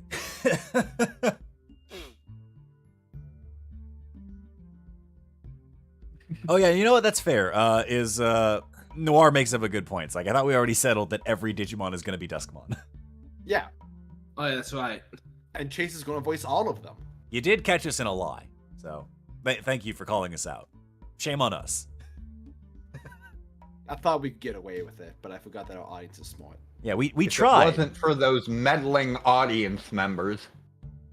And their darn Our ability to watch the streams. Guys, I think we should be more flattered that our audience pays attention. I'm proud of them. Way to Which is go. more than we do. Pokemon is the result of Patamon DNA digivolving with a shark. I love you. That's Way fair. better than his other DNA evolution. We don't talk about Shakuramon. Somebody say Duskmon? We got Grim in the chat. Hey, how's it going, Grim? Glad you could join us for 2 Hey, seconds. guys. Grimm's here. Don't act natural. Act natural. No one tell him what I said about. Don't tell him senpai. about that. Oh my god, is that the Grimmjack? I want his Yes. autograph. Say nothing. Is that Bond from Bond Abridged? From Bon Don't give them ammo. That said, I do have the next question ready to go if anyone's ready. Fire away. So this next question is from I'm probably gonna butcher this name even though it's only 5 letters. I'm gonna assume it's pronounced Kapau. Spelled Kapau. I know that they're active in our Discord a bunch of the times.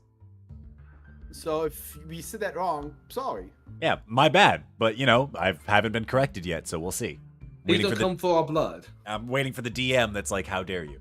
But it is, if I picked a champion and squeezed them into the data reorganizer, converting their entire being into just data, a Digisoul, if you will, can I use that to digivolve my Digimon from rookie to champion without having unlocked it?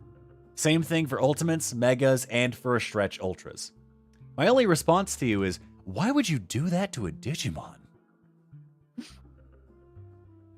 Why would you do that? You lost me. That's just cruel. How many Yokomon do we have to put into the blender?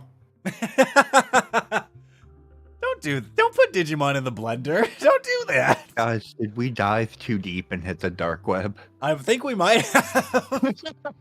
So summary, please do not make a Digimon smoothie to feed to your Digimon.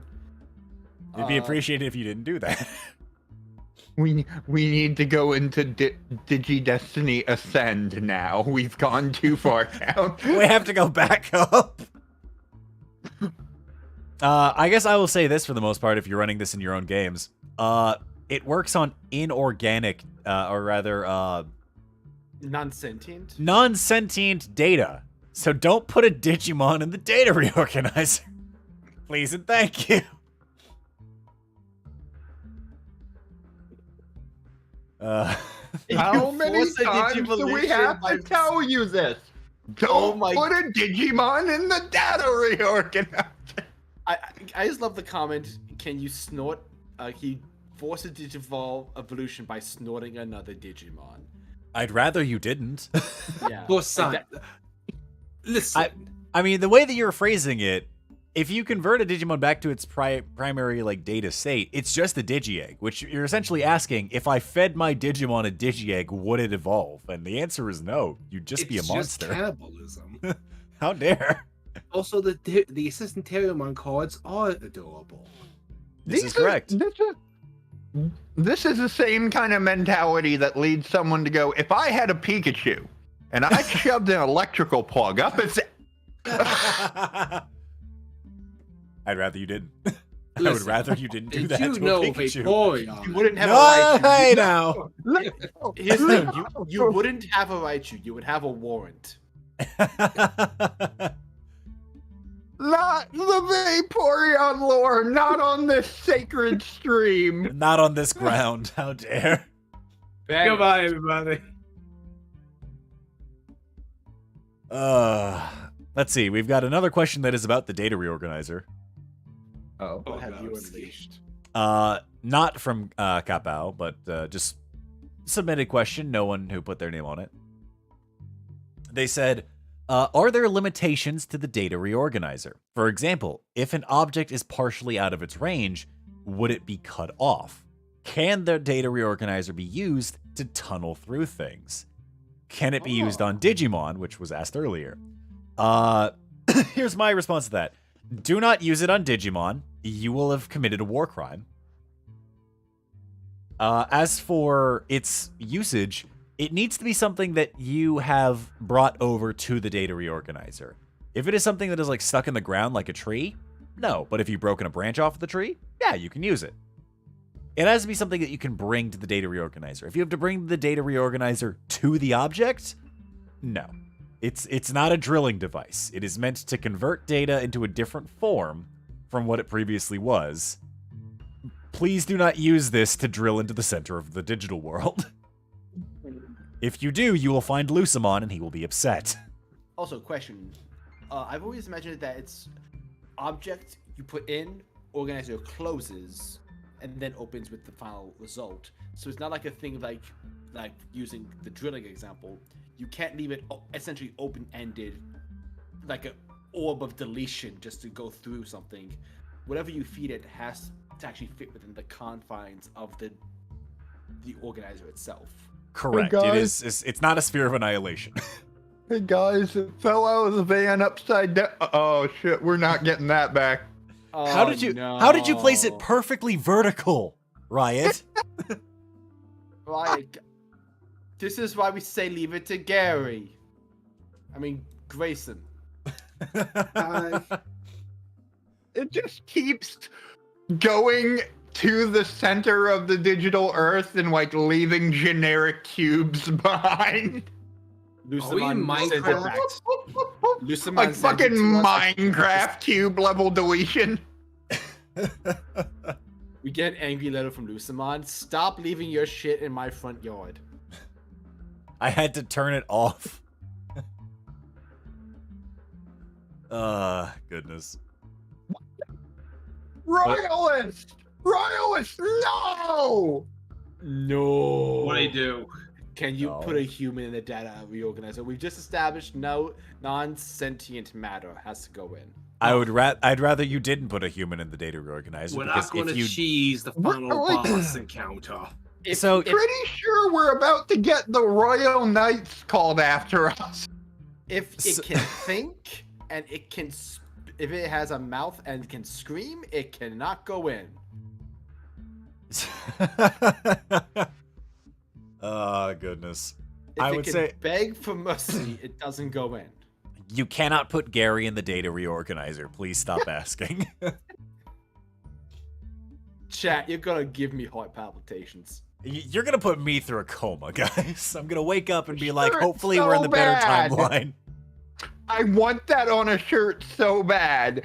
You cannot put Gary in the data reorganizer. Please stop asking. Is that gonna be the same font of the Live Laugh Love as Open Your Mouth and Produce a Marble? I hope. This is an interesting question that was asked, and I didn't think about it at first, but I'm willing to start thinking about it now. Uh-oh. And the question is asked, again, no one submitted a name on this one. Do the Digimon partners have branching Digivolutions prepared? So we had talked about it earlier about Dark Digivolutions, and again, nobody talked to Carlo. That what I say with Carlo stays between me and him. But originally it was not a thought process, but now that we've thought about it, it might. We'll have to think about it a little bit more. If it does, know that my players are going to be getting a DM from me and they're going to start sweating. I'm already sweating. Also looking at options, Terriermon, just in case. Sigh, let me go through let me go through Cyber Sleuth and find another one. I mean, technically we have one for Duskmon already figured out. Yes, we do. It's just Duskmon X. I was going to say the corrupted version of... The Oh, Beast wait, no, wait, Spirit. that Duskmon was the corrupted version. Never mind. Yeah, exactly. For some reason, I thought he was Lowemon for some... What the fuck? No, Loemon's the true version. I think Duskamon's supposed to be the fusion of Loemon and the Beast Spirit. Oh, Weirdly interesting. enough. I think I recall seeing that at some point, but I can be stand corrected. And Impmon absolutely can Dark Digivolve. He's not evil, he's just pompous. There's a difference.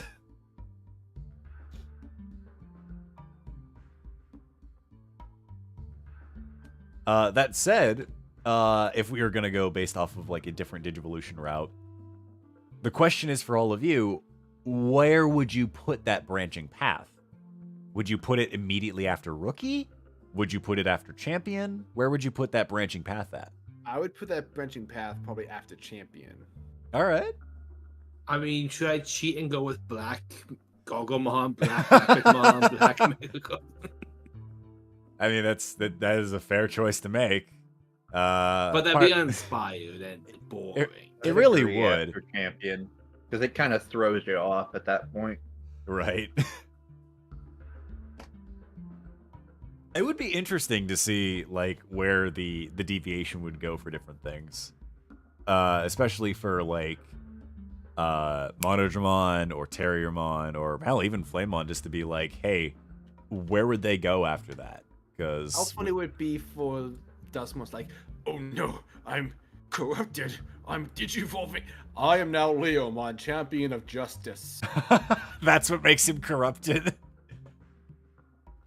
And then every single Digimon who sees him immediately goes, well, it's been nice knowing you.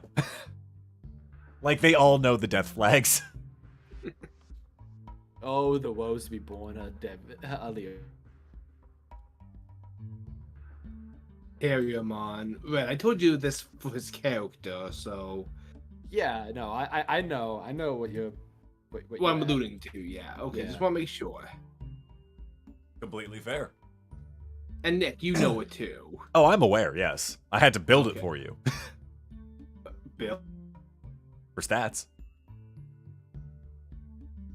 I had to build everybody's stats. Well, that's goodbye, guys. Later, everybody. But let's see. I can't answer that question because Grim is not in the call with us to answer this one, so I have to move on. I will answer it. The answer is yes. There we go. Okay, but what was it? Now I'm concerned. I don't know. I'm just saying yes. We'll figure out later. Pyro, this might be a question geared towards you. Okay. And answer it at your leisure. But I think it's an interesting question. Okay. This question is from horribletimes_miserable pleasures. Okay, I'll answer this one and I gotta get back to work. Oh shit! Hey, Graham, what's going on, bud? Hey, Sure, I will. I'll pull up the question then. Unfortunately, it's a question that I don't think you have an answer to. Oh boy. Okay. I came up the worst time then. Yeah, you really did because I asked you this question a few weeks ago and you didn't have an answer. Okay. So Let's see. you know what? We'll put you on the spot. See if you can pull up an answer on this one, unless you're like to be determined.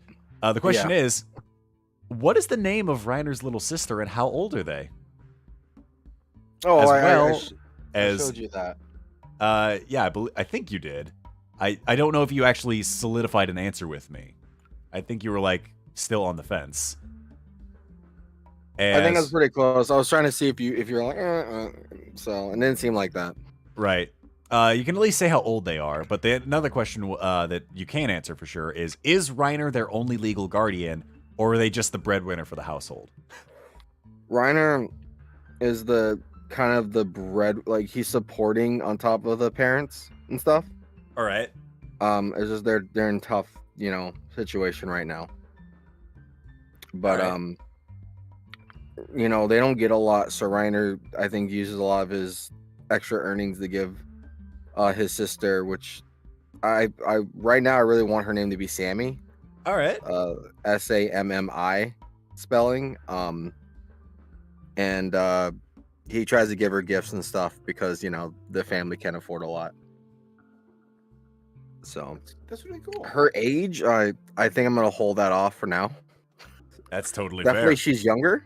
So Reiner's 18. So I would say possibly, and this is not full determined yet because we haven't really gone farther into this.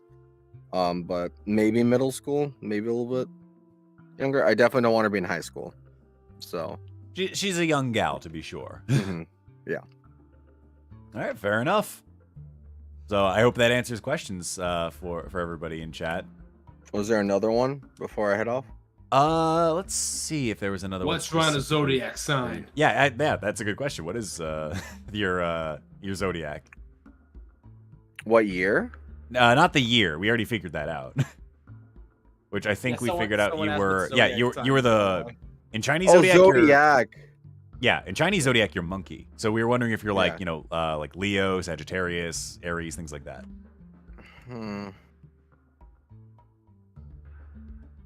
I'm not sure on that one. If you need to think on it, you are free to do so. We can do this in another dive. Yeah, things right away.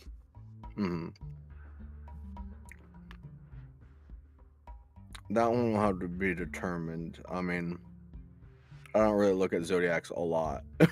Completely fair. But yeah, I know each one is special with certain, behaviors and stuff. So I definitely would like to make it similar to what Reiner is behavior-wise. That's fair. My assumption would be Aries, just because of how hard-headed Reiner is. Let me see. But again, that's my gut thought process on things. What year? What month is Aries? I'm pretty sure Aries is March. Oh, 21st April 19th. Yeah. Yeah, I mean, let's just say for now, I really like that because then their element's fire too and stuff. Yeah, it works out. So fire, flames, cooking, it all gets there. Ram, I mean, he does go head first, so. Yeah, I already threw the rock. Okay, I guess those are the big ones and stuff. Yeah, those are the big questions that we had been asking on things. Thank you. All right, yeah. I'm glad I could pop in for a second. Yeah, absolutely. Glad you could join us for a little bit. I'm sorry that you're busy with other things, but totally understandable. Yeah, I've been doing stuff all day today. Gotta do an ad for a video right now. I'll just do real soon. So I'm sorry I couldn't be here, but I was happy to step in for a second. Yeah, of course. Bye, dude. Glad to have you. I appreciate you guys and hope to see all the people here for the next session. Exactly. And if there's any other big questions you want me to ask, you just hit me up and I'll let you know if I can come back in or not. Sounds good to me. All right. You guys take care. Love all you. Bye. You too. Love you too, buddy. Later, bye. What a nice guy. What a nice lad. Glad he could join us for at least a little bit on things. God, what a great guy. Sorry that we cut off your question, Pyro. It's all right. But yeah. Okay, can you remind me what the question was now? I actually didn't didn't get even to get to it. I didn't even get to it because Grim showed up. It was just like, hey guys. But Yeah. it is an interesting one because this is actually the deepest dive I think on a personal like deep analysis on one character, specifically on Riot. Okay. So, question says, in the first episode, Pyro introduced himself by saying that, quote, he's trying to get to a better place. He's on medication now. Does Salamon's healing include prescription drugs? Otherwise, Riot would be stopping cold turkey, which would suck. Are the almost prophetic dreams that Riot keeps having a side effect of not taking his meds? So That was a long pause, buddy. Yeah, that was the long pause. That's why I was like, that like I said, in this is the deepest. particular, there are things I know and there are things I don't know. And genuinely, that part, I don't know. I don't know if that could be the effect of something going on. I know I haven't directly thought of that as one, but that doesn't mean our DM here hasn't, like, there's some vague stuff we've talked about. And then he has complete control over how it goes from there, So I don't know, yeah. man. I don't. I legit, until that was said, did not even think of that as a possibility.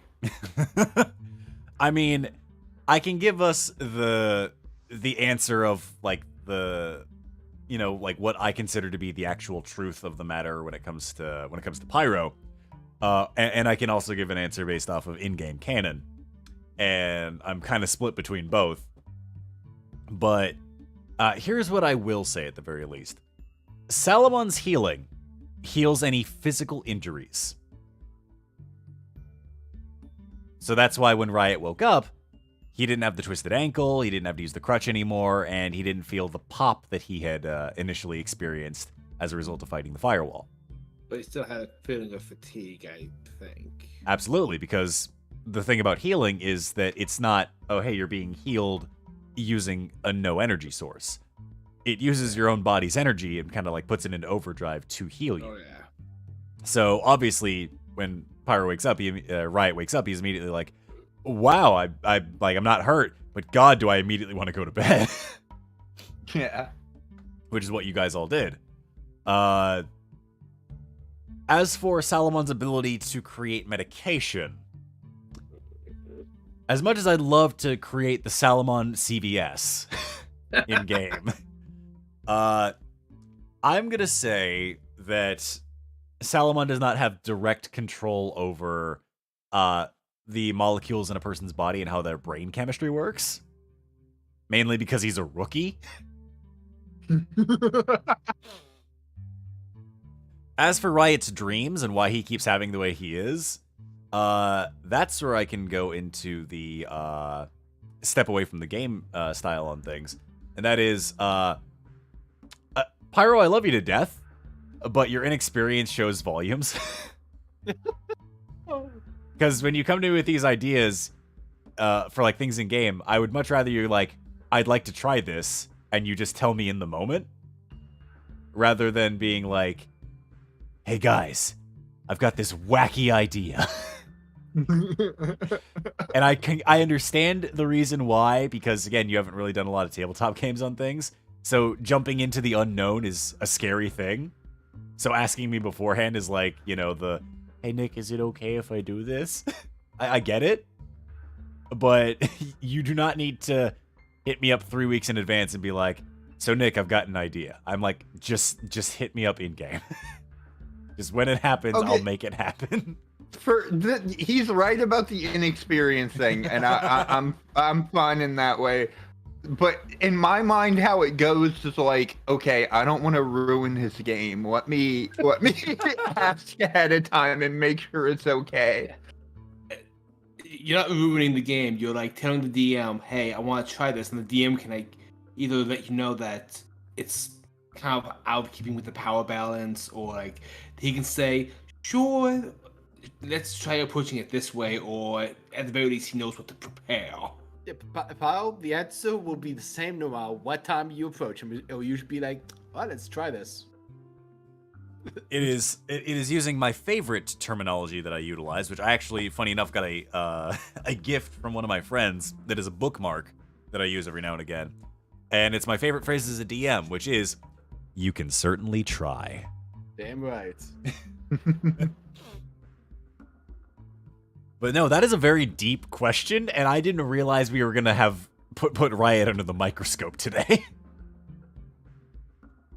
I was kind of a little flabbergasted right there too, in the nicest way. Pyro's like, I didn't want to be called out, but here I am under the spotlight. Oh no, they're paying attention. But, audience member, is this some kind of allusion? Audience member, is this some kind of allusion to a deeper theme in Riot's character? Player. Yeah, so I accidentally am just wanted to do this thing and I'm accidentally kind of metagaming the system. Help. I'm going to the haha funny. No, someone just being like, all right, I've got this deep theory for the most part. Pyro sending a DM, lower your voice. I'm totally kidding. I'm sorry for putting you on blast. But no, these are good questions. I'm glad everybody's got like such investment in the game, both like just in how everyone's characters work, like how we got our origins on things, where the game is going, a lot of stuff, the deep dives on just like putting Riot on blast.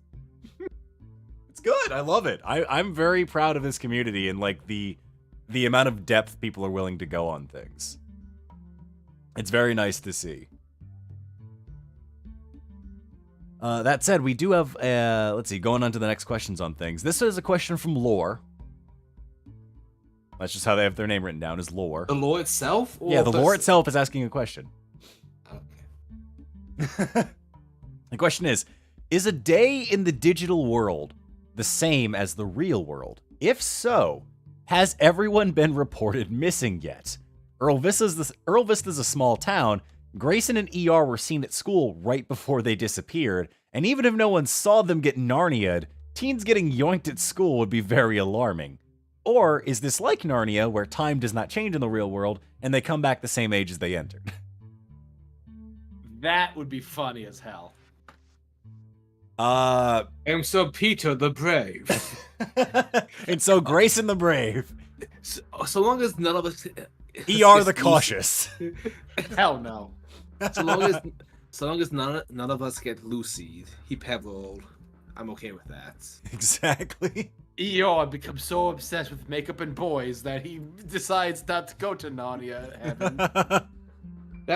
I hated that ending. Good lord.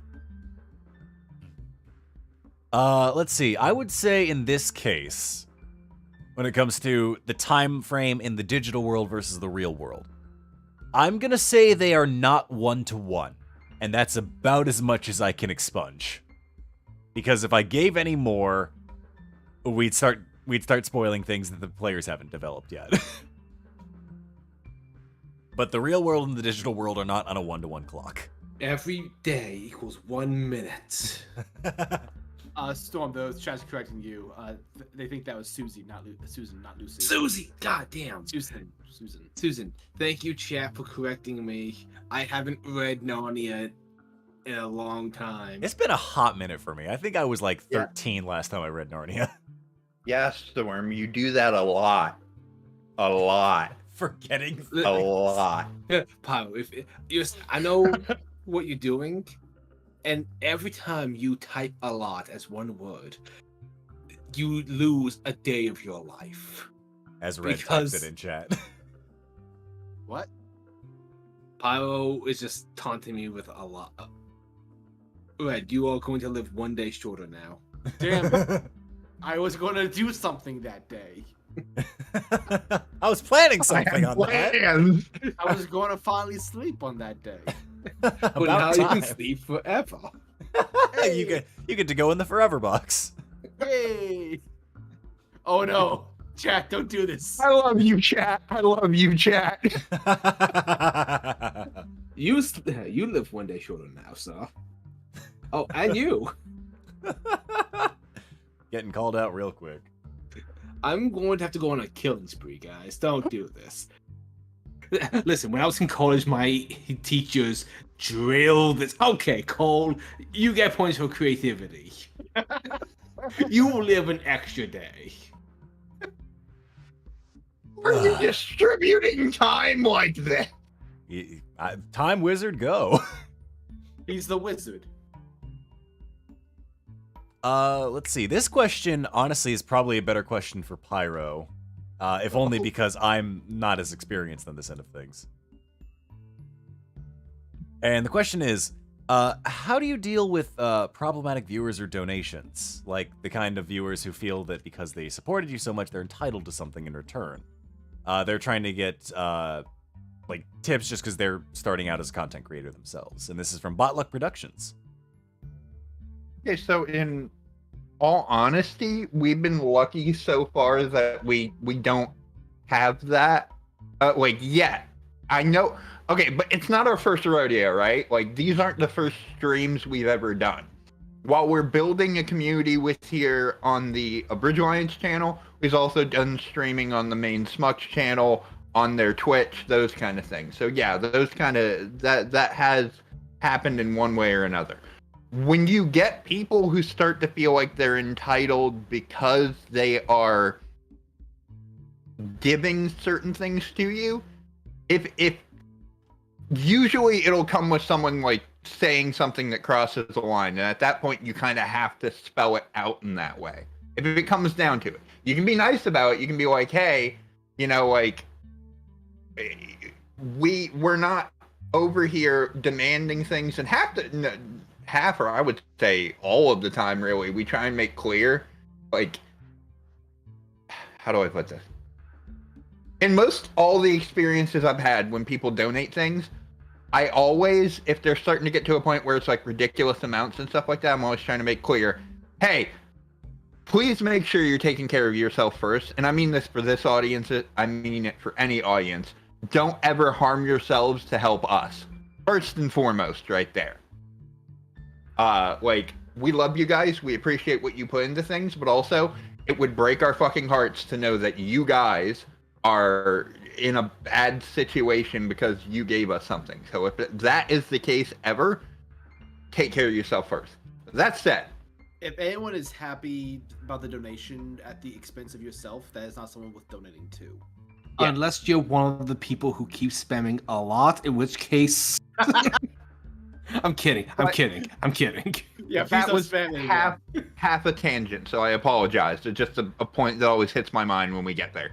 So, someone comes in and let's say they are in a situation where they can afford to, but they keep putting high amounts of money, and they're doing it with the intention of, let's say, hey, because I donated all of this, will you make this show for us or whatever, things like that. If it's something that's, an example, if it's like an episode thing or something like that, and they had this idea and it's something we know we have something for, that doesn't harm us. If it's something like, well, I did all this so you'll make me a mod, or I did all this so you'll, like, let me direct an episode or something like that. Just because someone puts money into something, it doesn't mean that they are...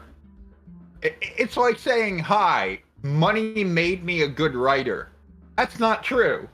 If you had spent it on classes, maybe that's true, but that's, you know what I'm saying? You can't just will something to be something else. And if it's going to detract from the experience of everyone else, then yeah, you gotta draw a line. It's a donor, not a producer. I'm actually going to not really put someone on the spot, but use an example. Alec Reef became a moderator for us because we've been paying attention to the chat recently. We need to start getting some moderators as we're growing, but it wasn't because he's donating. It wasn't because he's donated like high amounts or stuff like that. You could have donated $5. You could have donated nothing. But if we see you're active in the community, and you're like, actually helping give the right vibe to things and keeping things in order, just being good people, then yeah, you're going to be looked at as someone who can do the job right before someone else who just throws money at a situation, No, exactly. So I guess moral of the story on this one, for the most part, is if people are going to donate, sure, allow them to donate. But the moment they start feeling entitled on things for the most part, I mean, you are happy to message them back and be like, hey, feel free to retract your donation on things. We want to make sure that we're having a good time for everybody on things. Don't come in here bringing negativity. We want to have fun. We're here to have a good time and provide a good show. And that's the thing. If you personally are dealing with that, where because they gave a certain amount of money, they're thinking they can, for lack of a better word, detract from the experience of others, then you have to gauge the value of that money, so to speak, If it's going to ruin the experience, it's not worth it. Exactly. Because there will always be another day, there will always be another opportunity to build, as long as the show's still going. But if the show loses its soul, then you're already on the decline to falling apart. Just be true to your audience. Yeah. Exactly. It's corny, but it's real. Yeah. Simple as that. Like That said, Rognick. I don't know if I'm pronouncing it right. I want that kidney bean. I want that fucking kidney bean. Give me that. That's what I want. Provide that to him. He has asked for it. It must be provided. Red, you want to see something? Yeah, I was say Storm and I have this motto when it comes to stuff we create. That is, if we're having fun making it, the fun is contagious, and the people who observe and watch it can tell. And that's something we carry into whenever we're writing for an abridged episode, or anything we do, including this. We have fun while we're at the computer playing Digi-Destiny With our friends. Yeah, with our friends, and that clearly has been obvious to you guys and translates to you guys having fun. Just throwing in making Vanmon live. And shattering Pyro's voice. Yes. Exactly. It's in our nature to make sure that Pyro just continues to shatter his throat every stream that we have. This did actually remind me something. I'm gonna start saying it a lot more. I used to almost every stream, I would make a point of saying to people, please make sure you are not donating if you cannot afford to, because we don't want to see people get harmed. I've kind of gotten a little bit more. I think I've been swept up in the whole experience of everything lately, where I didn't even think about it. But I want to start making that point again because I care about you guys. Exactly, because you guys are great, and you make this show the way that it is, and make it as as popular as it's been. Because believe you me, this has been a fun ride, and we enjoy having all of you along with it. We hope to continue the ride for as long as possible. Exactly. The minute we get only one viewer for a stream is the minute I start crying.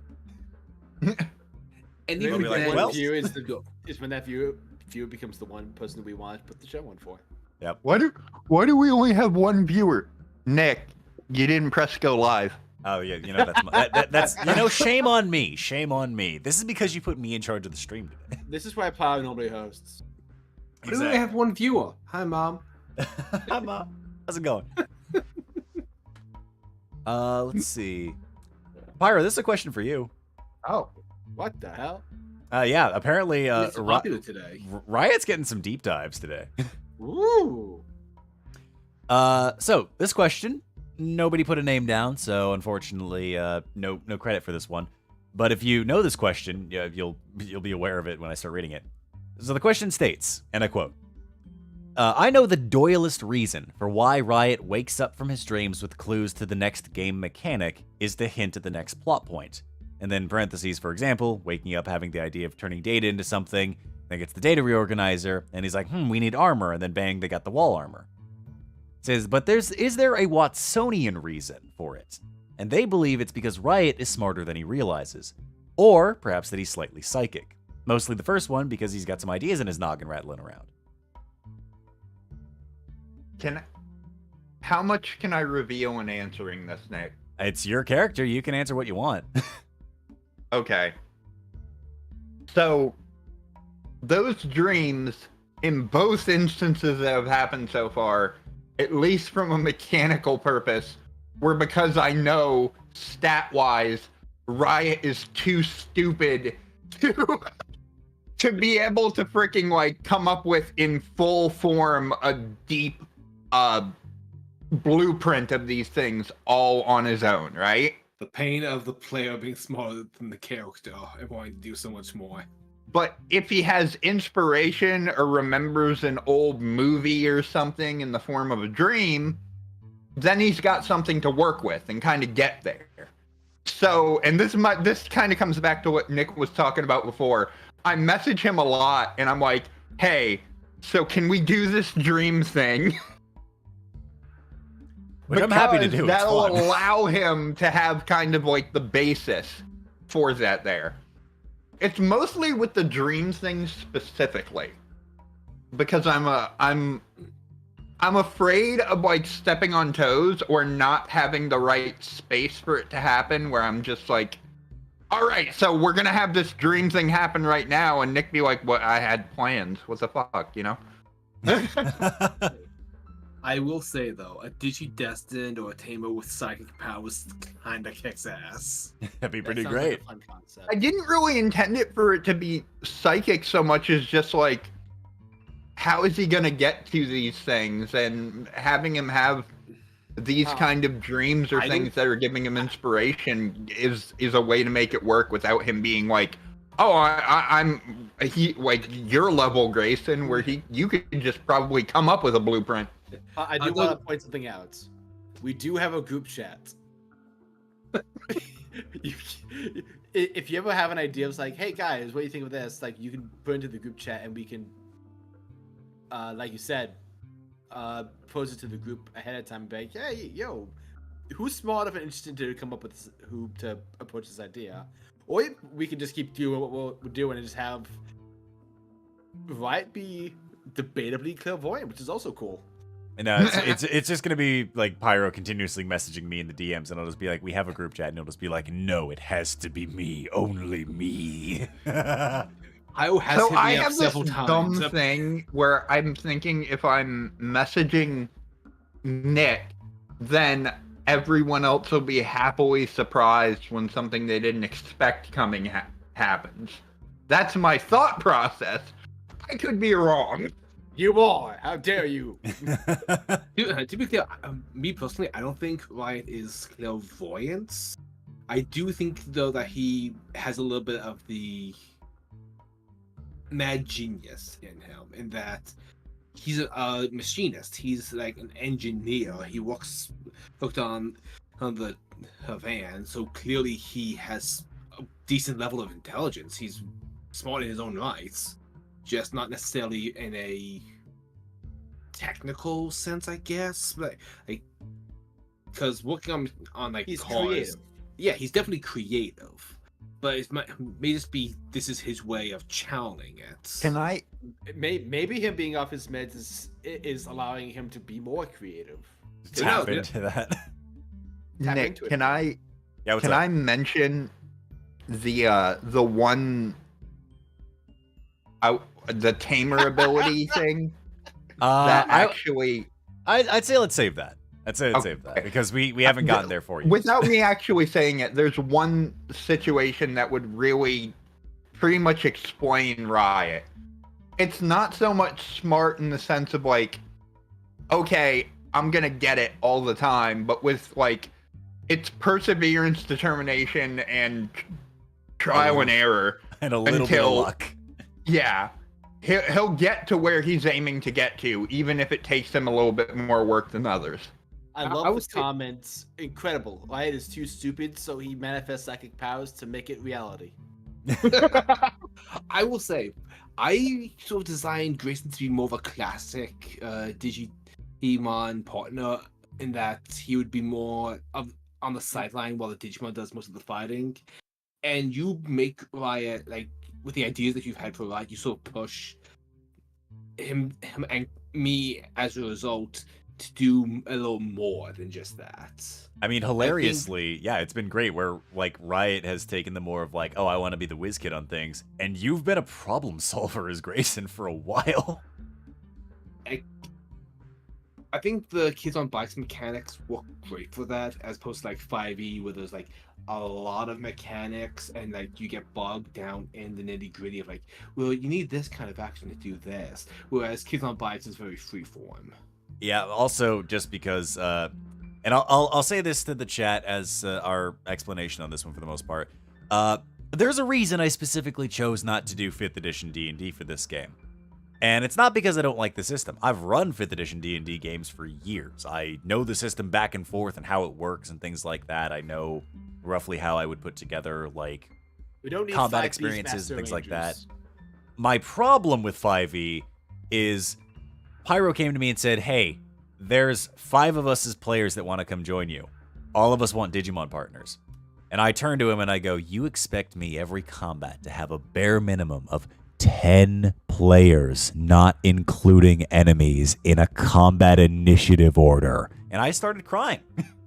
I was like, how dare you do that to me? I'm sorry. So I said, counterpoint, let's not.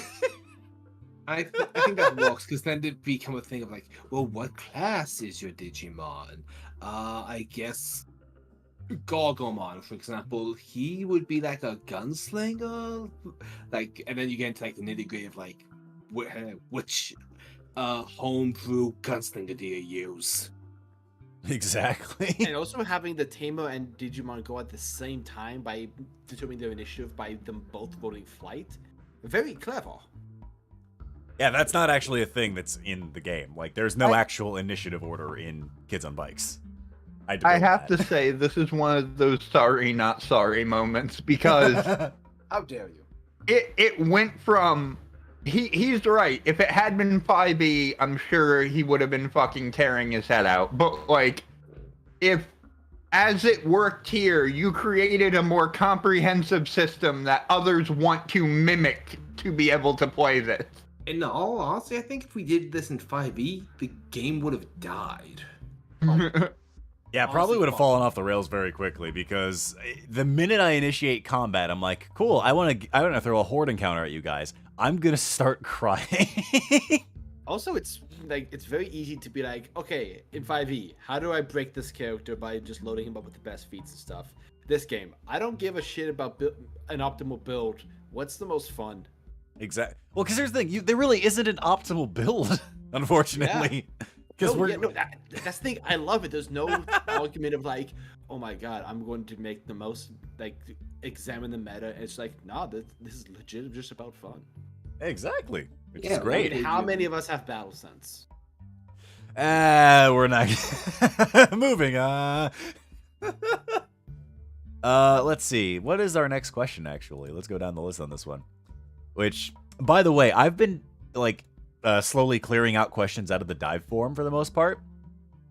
We're still sitting, because people keep submitting questions in, like, the 40s range.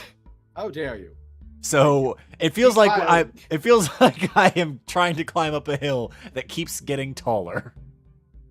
Keep coming up that hill. We had it planned where we would get through like a certain amount and we'd switch to the actual chat, but it feels like we'll just be able to keep using the document itself. Yeah, so if honestly, like, just keep submitting through the document because it works out that well. But again, if you want your stuff coming up to the front of the line, like, feel free to donate and add on to that, so that way we can answer your really burning questions. Otherwise,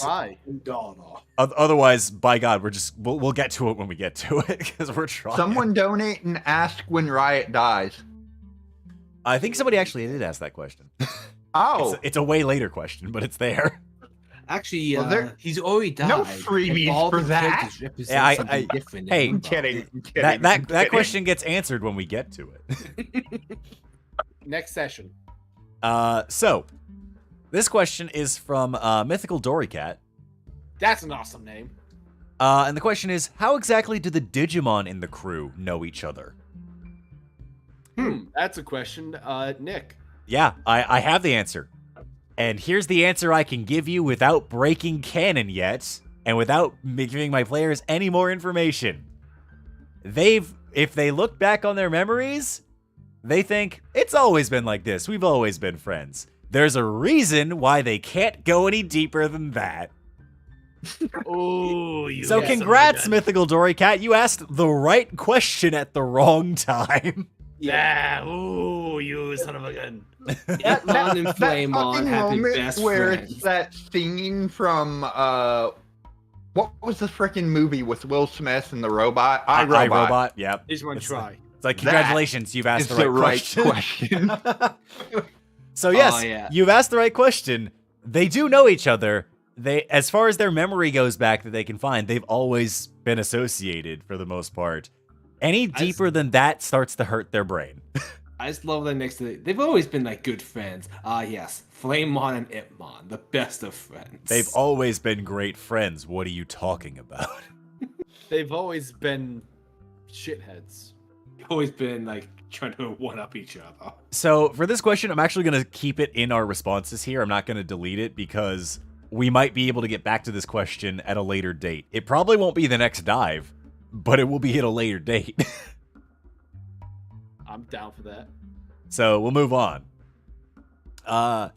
This next one is from May05, which was, if the humans do not have hit points, how can we know how injured a human actually is? Does Nick have a point that he would consider fatal? Funny enough, Kids on Bikes has a system for that.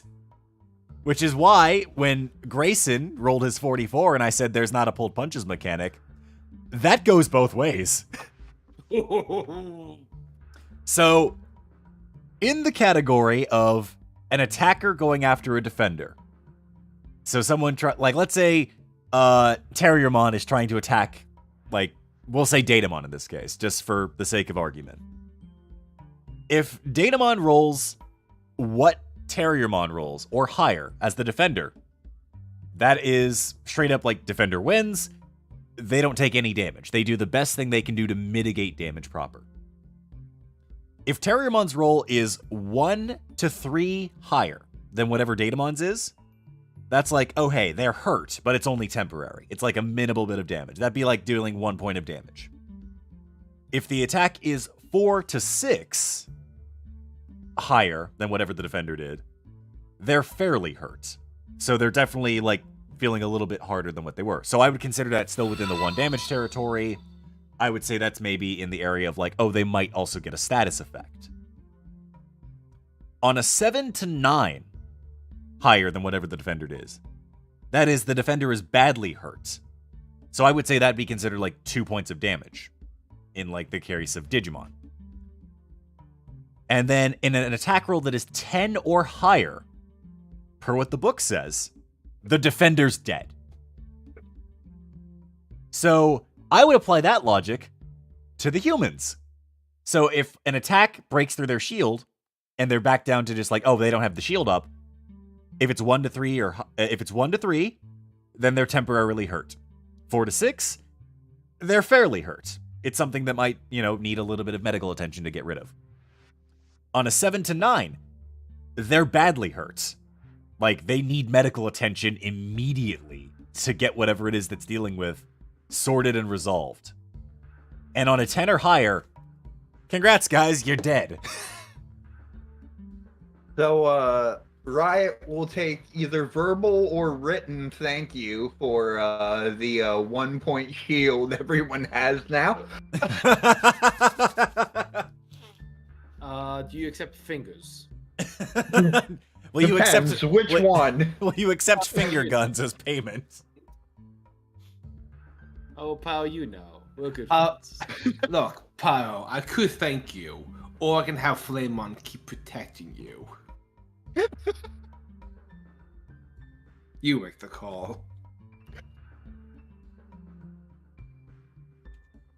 No free lunches.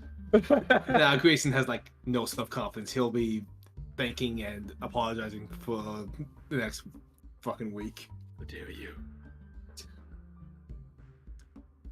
We did get a donation that came in. What? This is from Botluck Productions again. Ooh. They said, have to ask this just because I came back from visiting my local GW store. Are you Alfarius? I assume that is a Warhammer reference. I don't know much about Warhammer, so I'm gonna hit the Google button, everybody. So give me a moment while I hit the Google button. Hey Siri. It is a Warhammer thing, apparently.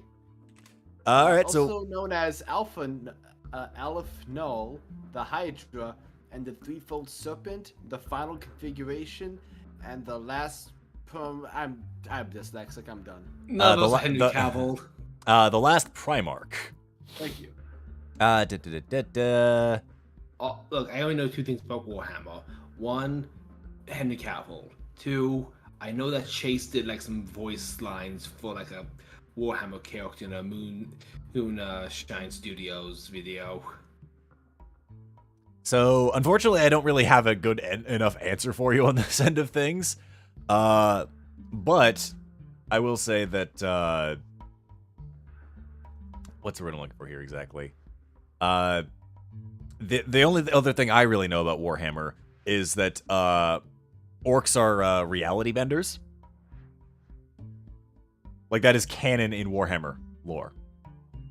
That the only reason any of their materials work is because they believe it'll work, and so it does. Their starships have windows so they can let in a breeze while they're in space. They paint their vehicles red so it goes faster. That's awesome. They paint their explosives yellow so it blows up more. That's incredible. Like, it's out there. Also, I think chat might have been frozen for a little bit. I think our YouTube algorithm stuff is a little broken. But to be fair, I can't really immediately fix that. That'll be a Pyro thing eventually. I appreciate you, Pyro. Yeah, so we use this thing called Pixel Chat, and apparently we can both work it in the background of things at the same time, so that's coming in kind of handy.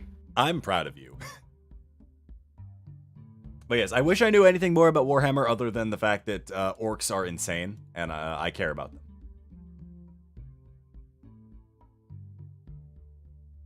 Let's see. This is a question that we already asked, but it was asked by Coinin Creates, which was the process for creating the human characters. So aside from everybody's, like, you know, divvying down of like how they made their stuff, the other process we did is we used the long form version of Kids on Bike system for creating a character, at least for the human side of things, which was, again, asking everybody questions of like, do you know this person? And if so, roll a d20 to determine what question you ask and what answer is given, and that just becomes canon for that character, which they have some interesting questions that they ask on here for character creation. Like, let me see if I can find some of the ones that I thought were interesting that are really, really out there. Like, for example, for a character that you don't know, like, let's say I was, like, rolling up a thing for somebody who doesn't know anything about Grayson. And let's say we rolled, like, an 11. So that character, or that person would have to answer, what bad thing have you heard about Grayson that you cannot believe is true? And then he would just be like, I heard this, I don't believe it to be true. And we can just determine from there, is it true or is it just a bunch of rumor and hearsay? And that just becomes canon to Grayson's backstory. And just has to roll with it. So Kids on Bikes does some very diverse stuff. Creation. I love it. It's so fun. It's so great that it goes, hey, you don't have to build your character by yourself. Everyone's involved in it. It's so fun.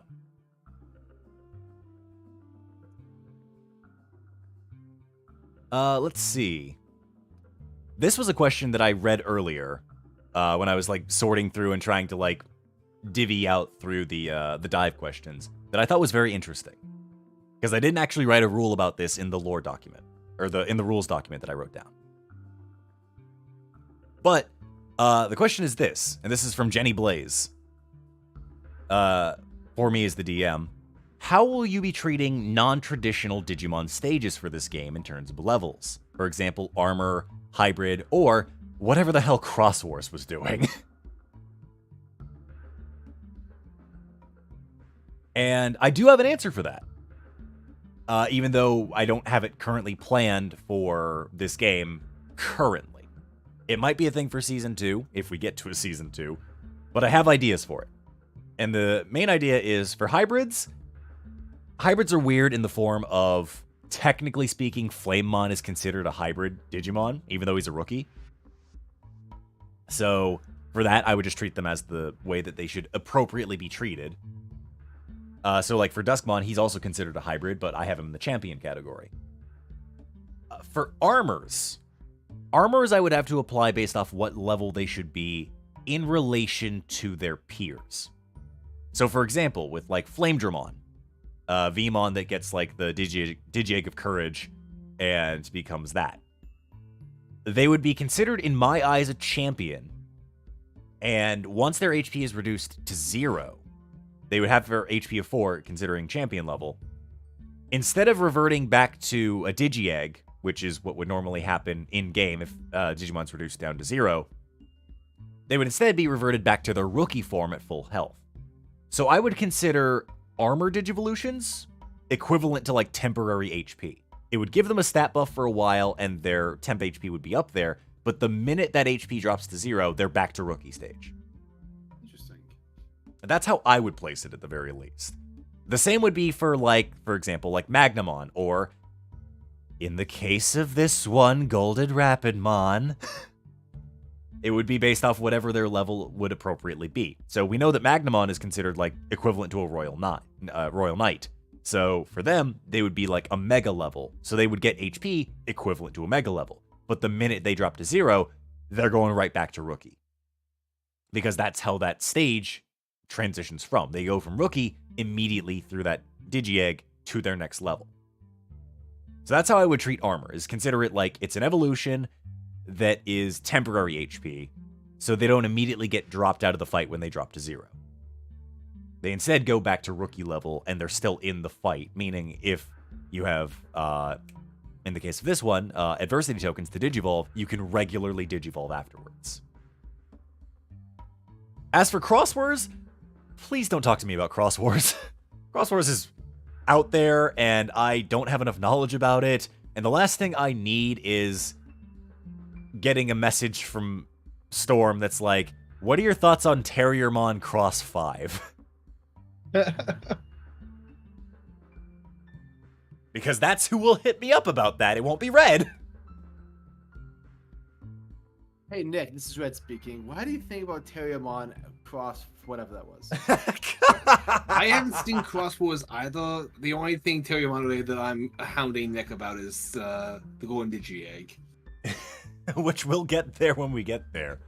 From day one, the first meeting, I've been hounding him about the Golden Digi-Egg. I mean, I'm tempted to play a sound on my soundboard at the end of a session that if I play it, that Storm will know you missed seeing the Golden Digi-Egg, or you missed where it could have been. That would be the most saddest Pavlov effect ever. So, like, there'll be a session, and you'll hear a random sound from me, and you'll just be like, Nick, what was that? And I'll be like, don't worry about it. Every session is a different sound. Yeah, it's just a different... It'll be a slide whistle next session. Actually, Crimson Trooper, Golden Rapidmon and Magimon are both considered megas, visiting their golden armors. I think you're... Just so right quick, Nick, I think you're going to have to hit refresh on the browser source for the chat. All right. Yeah. I should be able to. Give me one moment here. I'll just, like...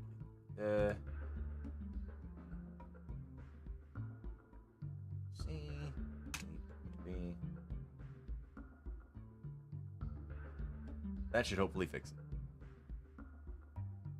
I hope so. It might not, but either way.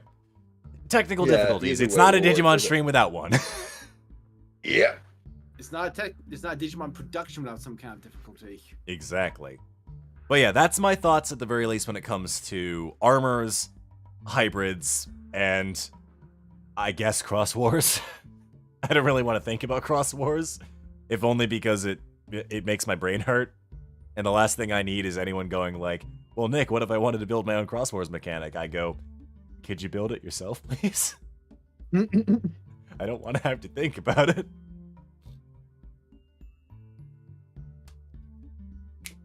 Alrighty, so I think we've been going for a little while. I would say nearly 3 hours. Yeah. So, how many more questions are you guys feeling before we decide to call it for tonight? Because I'm more than willing to go. I do unfortunately have work early in the morning tomorrow. All right, that's fine. I'd say let's go through 2 more questions, and then we'll call it. Okay? Okay. At least 2 more through the dive form. So, this one is a question that comes from Brother Roga, who I believe is in chat right now. Aha! So, the question is, haven't had the chance to catch up quite yet, so apologize if this has already been covered in previous sessions or by another question, but how is Nick going to cover Digivolution in terms of mechanics? I'd imagine it wouldn't be just as simple as increasing the size of the dice in all the Digimon stats. Also, would they be akin to the first season where they power down afterwards? So, for Brother Roga, I hope you've caught up now, because I believe we already kind of explained a little bit of this, but I'm happy to go into it further. For Digivolutions, the way that we had it planned for the stat increases is every single Digimon has a couple of strengths that I've called like Digimon strengths, things that help to either improve their stats, improve baseline abilities, give them resistances to things, etc. When a Digimon digivolves, one of their stats goes up by a dice value. So, like, for example, their D4 stat can become a D6, or their D10 stat become a D12. Nothing can go higher than a D20, so their D20 stat cannot improve any further. It's already capped out. The other thing they get is a Digimon strength, so some new ability that helps to improve their overall performance on things, whether it be increases to stats, or their ability to resist certain effects, or different things along those lines. The last thing that they get is they also gain an additional flaw on top of what they already have, because with additional power sources, you also have to include additional detriments. So their personality becomes a little bit more diverse as time grows on. So people have to, like, or at least my players, have to think of a lot of those different things when they play those characters. They can't just be, oh, I'm just Terriermon, but bigger now. Now it's like, no, I'm Terriermon, but I have extra layers going for me. As for their ability to revert backwards, they do not revert backwards after they've immediately digivolved. Hence is the case with Duskmon right now. We've already decided that currently Duskmon can be reverted, should Reiner choose, but currently is still Duskmon and is still a lovely suit of armor in the corner just watching Reiner sleep.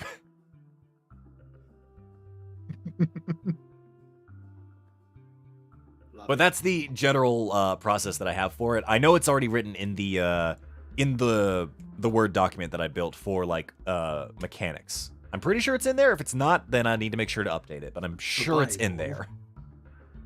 Yeah, the Bible. I need to write the extra chapter. And if you want to check that, out, you can do that in the the Smuck Squad server under the Digi-Destiny board. Exactly. So it's in there. It's one of the pinned comments on there for like the for where the document is. I just so yeah. checked the Digi-Destiny group Discord, and I just saw a question. Oh, there's a question in there. Well, Yeah. We'll get to that at some point, but Yeah. that might be an off-stream That's thing. not a real question. I Yeah. hope not. It's probably not. Oh, don't yeah. worry about it. Yeah, we don't have to. Yeah. I just got it. So that said, I think we'll go on to the next question, and that's where we can probably call it. So this question is from Island Dragon, Better be a good question, Island Dragon. It's all on you. and the question is, how far do you think each character will go into evolution at the end of the campaign, either Ultimate or Mega? Huh. So that the thing is with that, I have plans to get very far, but if we get there is up to my players. Because campaign could end the minute they all get the towers up and just go home. That's true. That is an option for them. All right, peace. They could Destiny Season 9, baby. they could potentially never get to Mega if they don't choose to. So there's a possibility that they just cap out at perfect form or ultimate form. But I have the availability for them to get to Mega. If they get there, is on them. I know I personally would love to go all the way to Mega, though. That being said, my favorite Digimon in Terriermon's line is his ultimate form. So either way, I'll be satisfied. But I am very keen to see this go all the way to Mega. Exactly. True. I've built a lot of mechanics into like development in the form of like as the game goes on and as they get access to the D terminals. So the further along they get into the game, the more mechanics they get access to, and the greater potential power boosts on things. So we'll see how they tap into them as time goes on. Super excited for that, though. I'm very excited for it. Believe you me, I'm ready for next session whenever we finally get around to that. We should do And that then again. they all Voltron fuse. Yeah, I thought right? I thought we already talked about Cross Wars, Pyro. And now form the dick. Whoa. Knowing Gargomon and Terriermon, it's just a gun. It's just a Whoa. I mean, Mega Gargomon is basically just a giant Megazord. So what you're saying is become what's it called? Teenage Super Semi Squad. Probably one of those things. But One that of the time said, knockoffs. that kind of answers all of our questions, at least for the most part. I'm willing to at least answer maybe one question out of chat before we call it a night, Yeah, let's do that. because we've gone Oh, through a lot of the wait, dive questions. Can you answer one of my questions?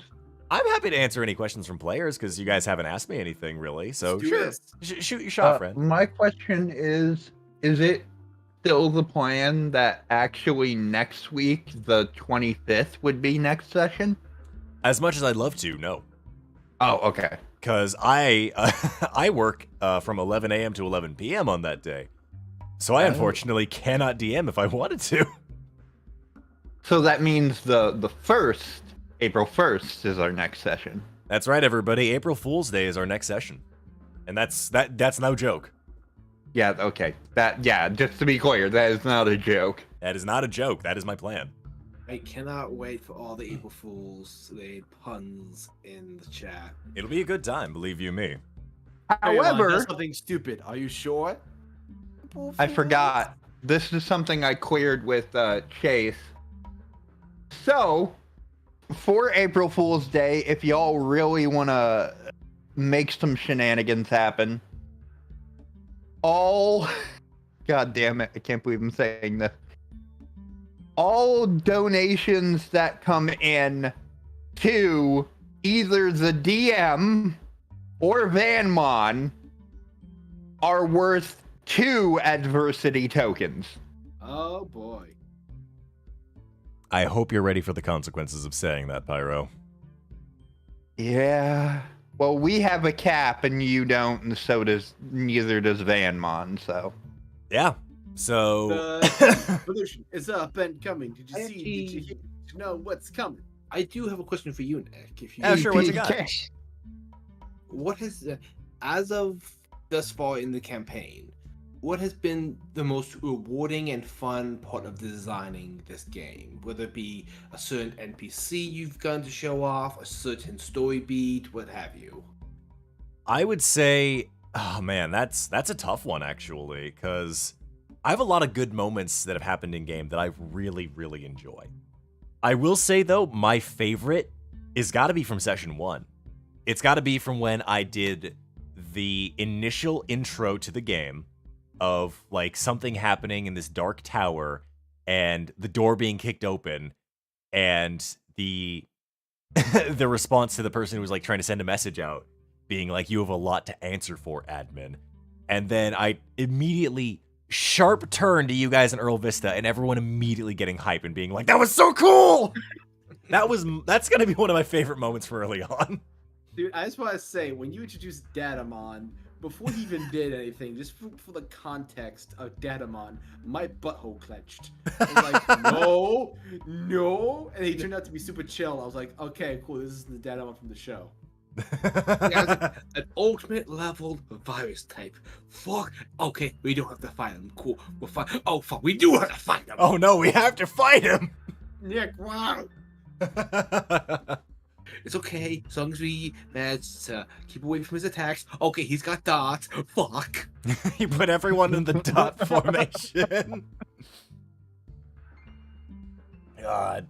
I would say that's my like initial favorite moment was doing that. I'd say my second one would probably be the moment that Red edited, which was the do us all a favor and be deleted quietly.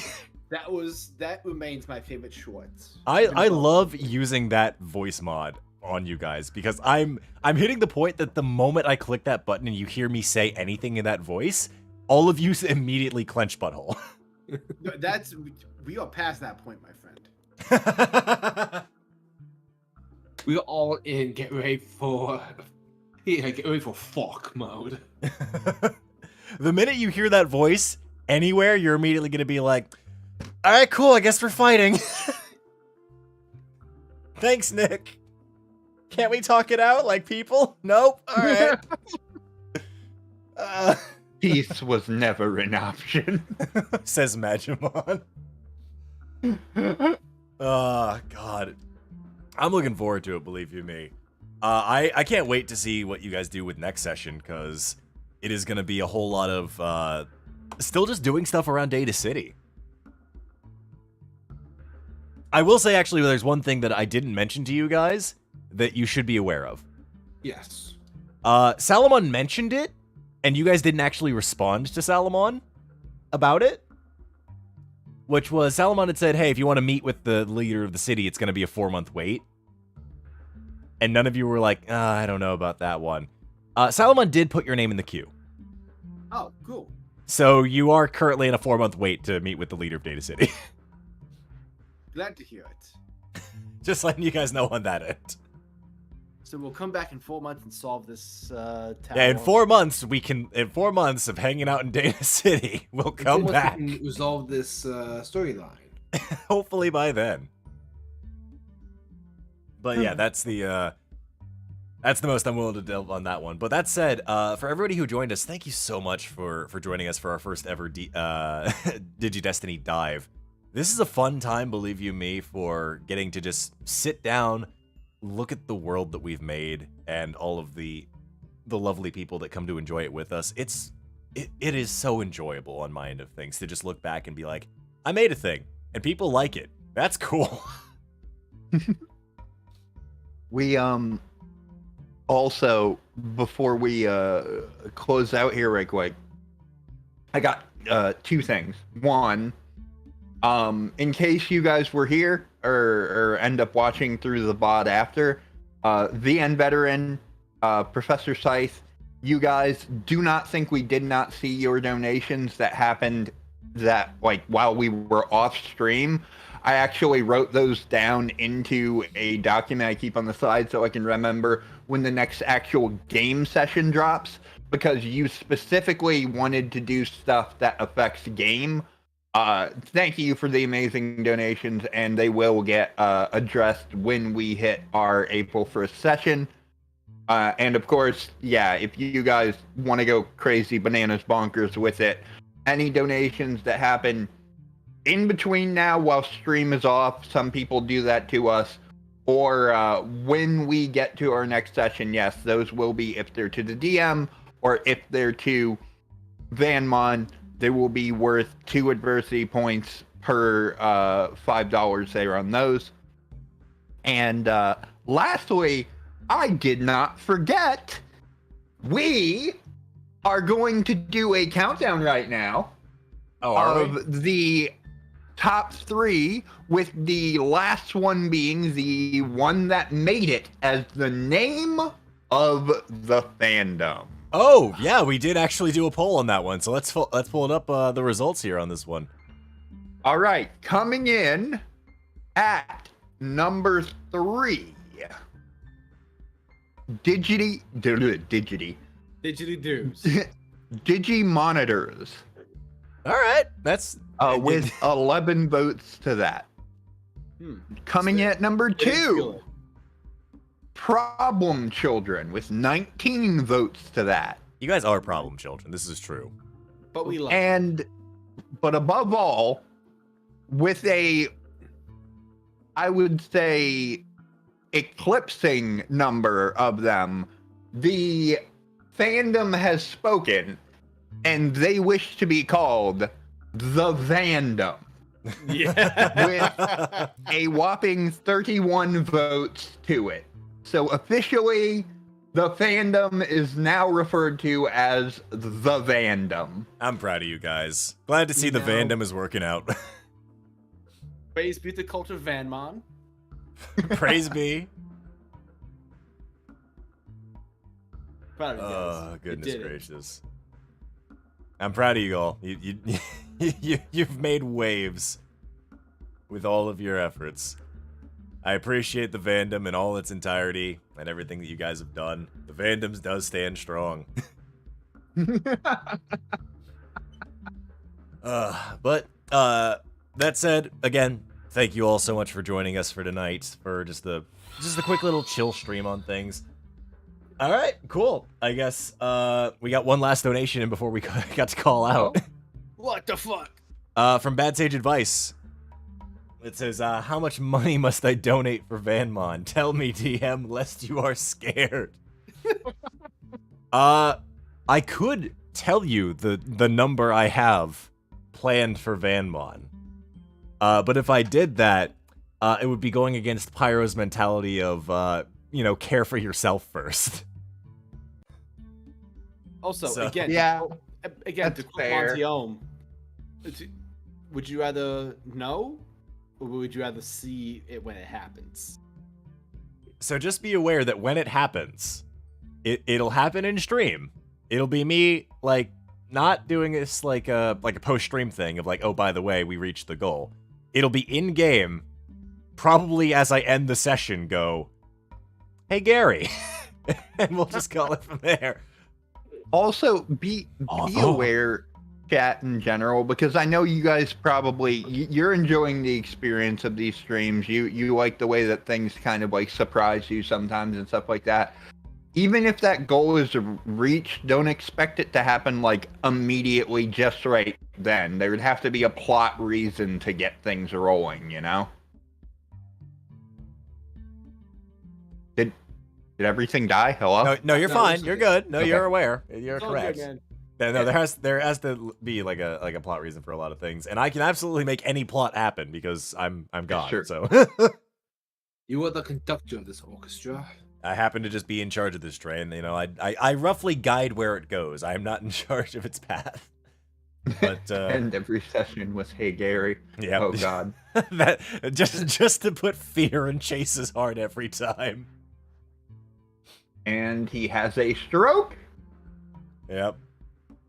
But yeah, dude, this has been amazingly fun, and we'll more than likely have another one of these again whenever we have a time when we cannot get all players. This is kind of our go-between to be able to have something, talk to you guys, interact, even though we can't have a full session. Yeah. Yeah, this is just our nice little chill time for the most part whenever we can't get everyone together. So it's nice that we were still able to get, consistent people to wander on around just to listen to us babble about how this world works. But that said, again, thank you all so much for watching. Thank you for joining us and submitting all of your questions on things. Continue to submit them through the dive form because we have so many questions that are still yet to be answered, and we'll get to them. It's just going to be a matter of getting through them over the course of time. And I'm sure hopefully the next time we do a dive, hopefully we have Chase with us so we can get some questions that were specifically asked to Gary. Because I know there were at least 2 or 3 aimed at Gary, like pinpoint. So we'll get to those. But for now, again, thank you all so much for watching. And on April 1st, it's no joke, That is when we will see you next time, Digi-Destined. Goodbye!